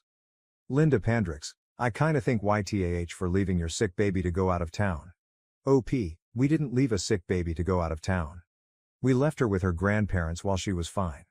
We only packed Motrin because, as I stated in my post, you can never be too careful. She got sick while we were out of town, not before. Mediocre key 4992. You say that like it's snake oil, like it's just as bad as the X39. Was it Advil and cough syrup? Or just a generic bottle that you wrote infant medication on? You expect us to believe that you gave them medication just in case she got sick and then she immediately got sick? Come on, this sounds like total BS. OP, her grandparents don't exactly have children medication laying around. We packed her Motrin, which I quite literally stated later in the post had you read it, not some generic bottle, or snake oil, and just as bad. Nor do they have the ability to really go anywhere. They live a good 30-40 minutes outside of any nearby town. The drive to and from her parents is a grand whole hour drive from where we live. And my wife and I quite literally work with sick people all the time. No, I'm not a doctor nor do we have medical expertise. So my wife and I contracting something is usually pretty high, so we pack Motrin or whatever the store brand is that we'll buy, every time we left her with her grandparents for more than a day. Update 1. About a month ago I made this post ranting about my in-laws' weird obsession with a, for lack of a better term, cult regarding stem cell regeneration through patches, which, clearly isn't a real thing. There's been some development on that end, and while I'm confident things will likely end here, I wanted to give a quick update for those who may have been curious. I'm writing this on the toilet at work, so don't mind the rushiness of it all. After my wife essentially cut ties with them and we all received a million phone calls and text messages from family and friends, things quieted down for about a week or two. We started having my sister watch our daughter instead, when we had to work. We haven't had another out-of-trip town since the initial post, however. Through those couple of weeks we never really heard anything beyond a couple of supposed shit-talking posts on Facebook bitching about us, but I can't seem to find the posts. We thought things were, probably, hopefully, going to end there, but boy were we wrong. And this is quite the jump from the last post. My wife and I were visited by CPS about 2 weeks ago or so, after they received concerning calls about supposed child abuse and negligence within the household. Of course, nothing like that happened and the caseworker was very quick to see that. We had asked who reported her, and while she couldn't say, we had a suspicion it was from her parents. We were completely helpful and cooperative with the caseworker, and after she left that night, my wife called her mom up and asked her if she's the one who called CPS. Surprisingly, her mother took full accountability, but not so surprisingly, tried to spin it around in her favor, claiming that she did it for our own good, because our daughter was sick and she wasn't getting any better, when she was there, so clearly we were doing something awful as parents. Kids get sick, it happens. But they're also extreme anti-vaxxers. Not just COVID, I mean everything. From even something as trivial as the flu shot. Yet, they're willing to shill out thousands of dollars for some supposed stem cell regeneration sticker. The fucking hypocrisy and irony in their bullshit is unmatched. My wife didn't really know how to react to that, so she basically told her mom to go fuck herself, and she wants nothing to do with her again. I know I saw a few comments on the last post saying maybe we shouldn't have cut them out entirely, but now I'm starting to question why we didn't cut them out years ago, before our daughter was even a thought in our heads. About a week after the first audit, my mother-in-law showed up to our house on my day off while my wife was at work, and essentially demanded to see our daughter, forcing her way into our home by pushing past my arm.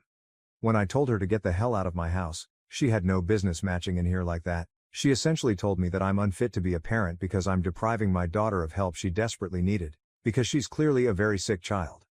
My daughter is perfectly healthy right now, and in fact, has had no stuffy nose and no high temperature, nothing. I told my MIL straight up that she was batshit insane. I went off on her about how she lied to us, went against our wishes, had the audacity to call and lie to CPS, and then show up at our house unannounced, uninvited, and march herself inside, as well as everything about her X39 LifeWave bullshit. We argued there for a while, before I finally got so fed up. I told her to leave my house before I called the police. She stormed out of the house and in true Karen fashion, said this isn't over. Before slamming my door. I immediately called my wife, who was of course, irate.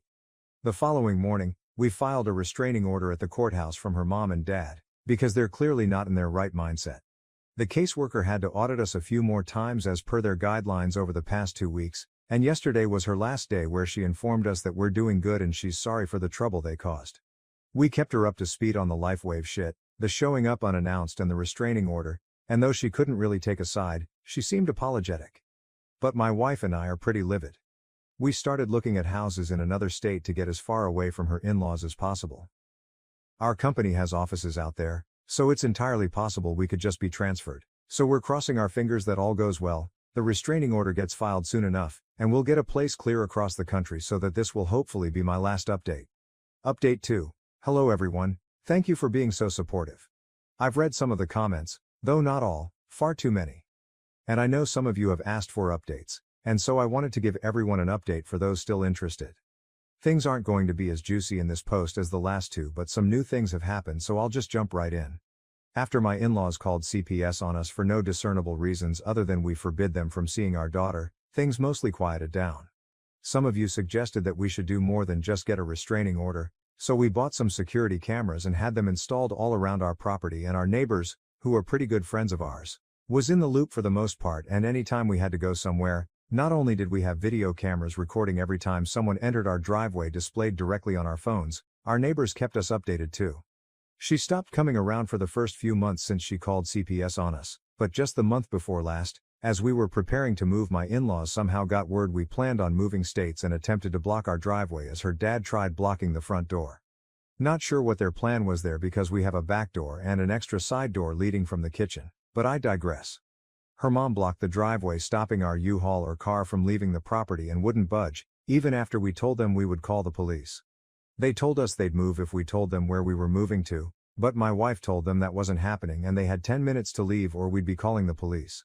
My neighbor came over during the commotion, but my in-laws still wouldn't budge. My daughter is crying during all of this as my wife is trying to console her, as my neighbor and I are attempting to remove my father-in-law from the doorway, but he wouldn't move. Eventually my wife called the police, and I'm guessing another neighbor called them as well because they responded within mere minutes. My in-laws kept screaming that we were taking their rightful grandchild away, and that we'd all be damned to burn in hell for this, but honestly that just made me laugh. The police kept asking them to leave, but they wouldn't. Eventually they were arrested for refusing to leave, and the police were nice enough to call a tow truck for us to be able to back out of the driveway.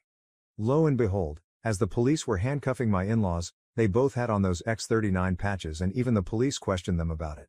But whatever, what's done is done. We were able to finally leave and on to new adventures. We've been settled in at our new house for the better part of over a month, and we're enjoying it greatly. No word from her in-laws, and they have no idea where we are. We have them blocked, but we'll eventually get messages from unknown numbers or Facebook accounts asking where we moved, but there's no way they're that foolish to believe we'll actually tell them. Luckily, neither my last state or this one have any grandparents' rights, so we're in the clear there. Thank you everyone. Hopefully this is my last update. Relevant comments, Quicksand 32. Seriously, look into a P.O. box and have all mail routed there. OOP. Hey there. We actually did get our mail routed to a P.O. box. Sofla son. Why were they not arrested for violating a restraining order? OOP. We informed the police they had a restraining order. I just don't think they cared. They were more concerned with getting them off our property as opposed to them violating the restraining order. I think one of their final charges after being arrested was violation of a restraining order, though the police just didn't seem to care at the time, which is unfortunate, to say the least. Final update. Well, this is certainly to be the last update, when I honestly thought the last post I made would be the final one.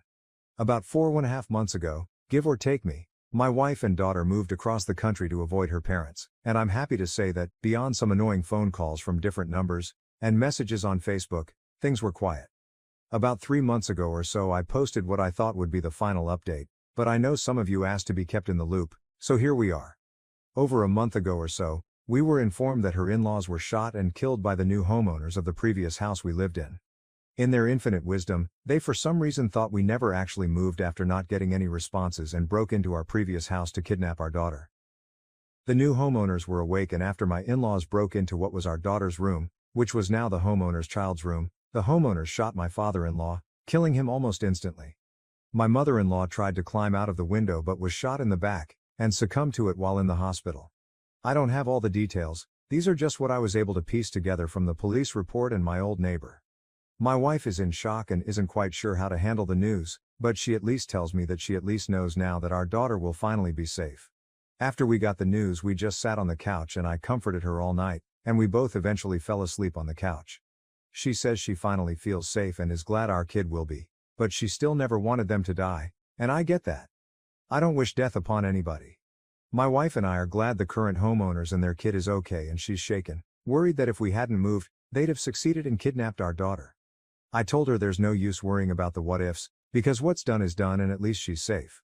My wife agreed, but I can still tell she's trying to wrap her head around the entire ordeal. We had started seeing a therapist about the entire experience, and the therapist suggested taking a vacation, so I just recently purchased some tickets to Hawaii and had just surprised my wife with them this weekend, as a nice little getaway vacation, as my wife always wanted to go to Hawaii. My wife was ecstatic when I showed her the tickets, and she's excited to go, and I'm hoping this vacation is just what she needs for hopefully not stress as much. I feel awful knowing that my wife isn't sure where to go or what to do, and I'm being her rock as best as I can, and I'm thankful that we have that therapist for her to work through some of her stress and get help. My wife and I are doing okay. If anyone is curious, she's just trying to wrap her head around what happened. This will be my final update, everyone, and I'm hoping everyone here has a great day. We leave for Hawaii in a week, so we're both excited. My wife has been trying to keep her mind off things by focusing on the trip, as she says it's helping. I'll catch everyone later, but don't expect any updates. Goodbye everyone, thank you all for your support. My boyfriend admitted he wishes I was still fat after I lost weight, and I'm so king pissed to process his hurtful confession. Original post, I, 21F, have been dating my boyfriend Adam, 28M, for almost 3 years now. I feel like some context is needed to accurately describe our situation. When I was 15, my older brother passed away in a car accident, and it threw me into a depression where I became very overweight. He was my best friend and meant the world to me. Losing him led me into the worst years of my life. A few months after I turned 18, I met Adam. He was one of my friend's older brother and we hit it off. He's smart, charismatic, and I loved his sense of humor. Adam is also heavy, but he was so comfortable in his skin it really made me admire his confidence. I couldn't stand to even look at myself in a mirror, so this last year I buckled down and lost a very significant amount of weight, and now I'm even below my high school weight. I've never been this fit in my life and I feel so good about myself. My 21st birthday was this last Saturday, and Adam and my friends had planned a party for me. Unfortunately, Adam had a family emergency, so he wasn't going to be around for my birthday. I was completely okay with this and reassured him that it was fine when I drove him to the airport. My friend Andrea recommended that we should instead go to a strip club, and I thought that was an amazing idea. I'd like to reiterate that it would have been a woman's only strip club. The next time I talked to Adam, I told him about the change in plans, and he was very adamant that he didn't want me to go. He said it wasn't that he didn't trust me, it's that he didn't trust my friends. I ended up dropping the subject to not cause him further stress, and we ended up just having the party they originally planned. Adam arrived today and I felt something was off. Something has been off since I lost weight. I kept badgering him until he finally opened up. We talked and he eventually told me that we don't even look like we belong together anymore. He brought up an instance where we were at the grocery store a week ago and a guy was asking me questions about watermelons in the fruit section. It was a casual conversation, but he referred to my boyfriend as my brother and I quickly corrected him. The guy apologized, said we looked similar and walked off. At the time my boyfriend laughed it off and didn't bring it up again. He then said something that pissed me off so bad. He said, "Sometimes I wish you were still big so no one else would want you." I lost all sympathy and quickly corrected him. I told him even when I was a big girl guys hit on me all the time, and just like I always do I told them I have a boyfriend that I love. He looked dumbfounded when I said this. L told him how fucked it was that he wishes that I was back at the size where I was depressed and hated myself. He told me he misspoke and I'm blowing things out of proportion. We argued more and he ended up leaving to his brothers to give me space. I've been sitting here just pissing myself off about what he said. Did he really think I was that unattractive when I was bigger? If so, why did he date me? Did he think I was desperate to be with someone because I was so fat? I just need some third-party advice. Am I overreacting? Relevant comments. Commenter 1, NR. And he was a 25-year-old seeking out an 18-year-old to date.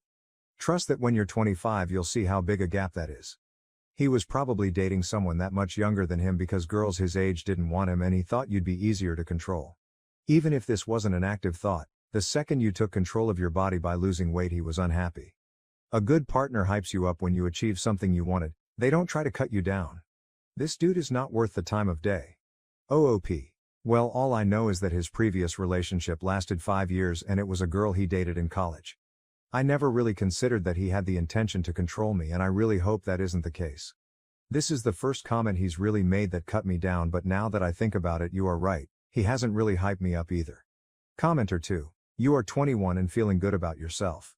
Maybe it's time to lose about 300 pounds more of dead weight and leave the guy that snatched up an 18-year-old when he was 25 because he thought no one else wanted her.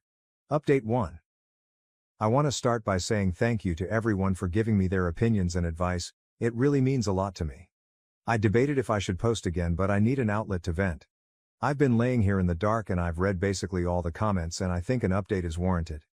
Basically, Adam and I are taking a break and I've been crying my eyes out for the last few hours. He came home today and we both agreed that we need to talk and get everything out in the open. He started off by apologizing for what he said, particularly the, "Sometimes I wish you were still big so no one else would want you" part. I asked if he thought I was unattractive when I was bigger and he said no, but he doesn't understand why I'm dieting and exercising the way I am. Adam said I shouldn't have to cook 2 different meals and should just eat what he does, and me going to the gym 6 times a week is obsessive. I told him that it makes me happy, bettering myself, and he said that it has completely changed me. Adam went on to talk about how all I really care about is my looks now. He said he liked my hair how it used to be before I went to a stylist. He liked how I used to paint my own nails instead of getting them done and how I used to never wear makeup instead of how I have to have some on now before I go out.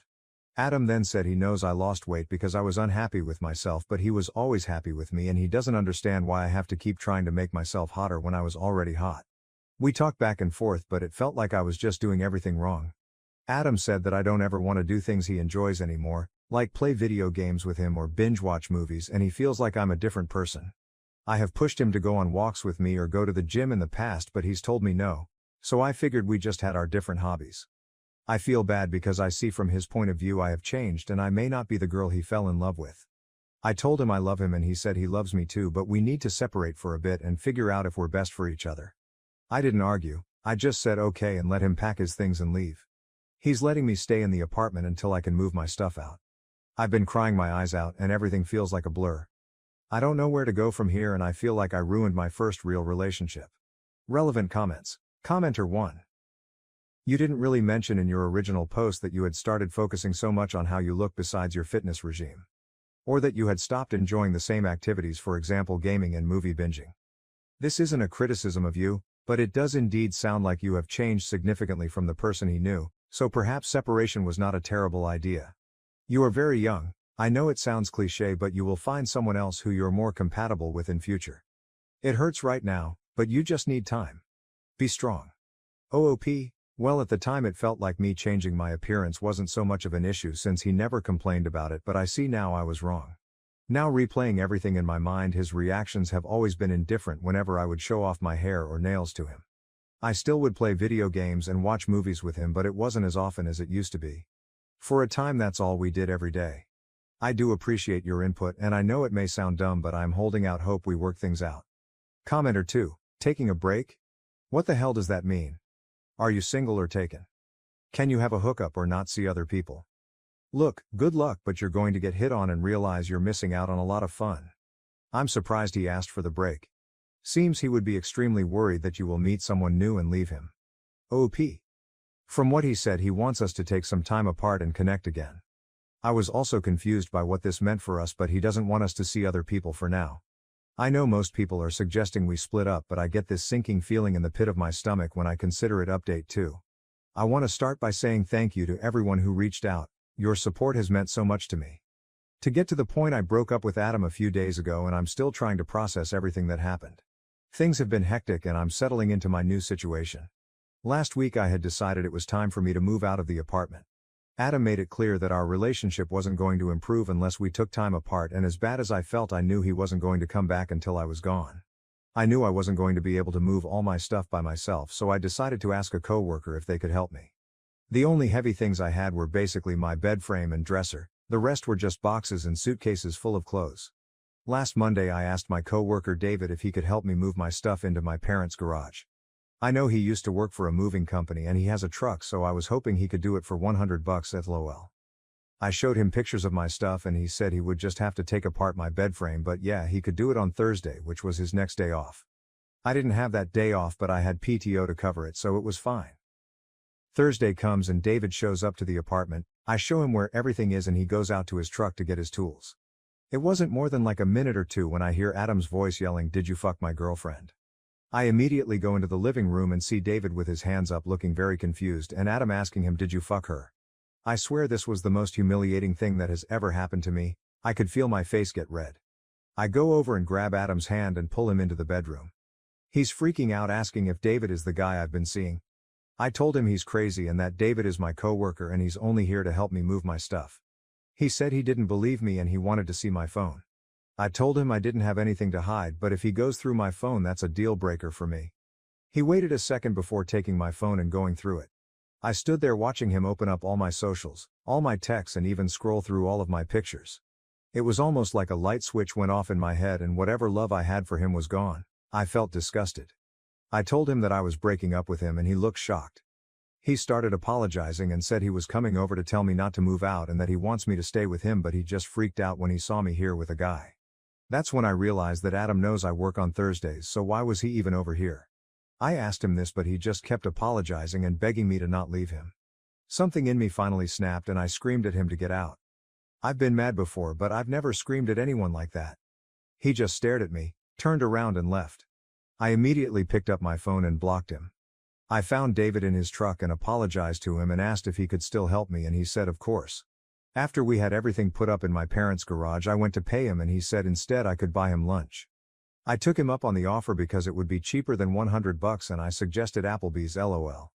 It was nice getting to vent to someone who saw how crazy Adam was firsthand. After we were done he went and paid and said I can get him next time. The breakup didn't really hit me until the next day, and even though I cried my eyes out it felt good, like I got this huge weight off my chest. To be honest, it's almost scary how okay I'm feeling about it all. Maybe it hasn't fully sunk in yet and I'll miss him when it does, but for now I feel fine. Thank you to everyone who's given their advice and helped me. I'm pretty sure this is my last update unless something crazy happens. Top comments. Commenter 1, woo. The fact that he was there when he knew you were meant to be working is a huge red flag. Is he tracking you because WTF? Stay safe. Commenter 2, you need to check your stuff for AirTags. It's super sus that he knew to be at the house when you were.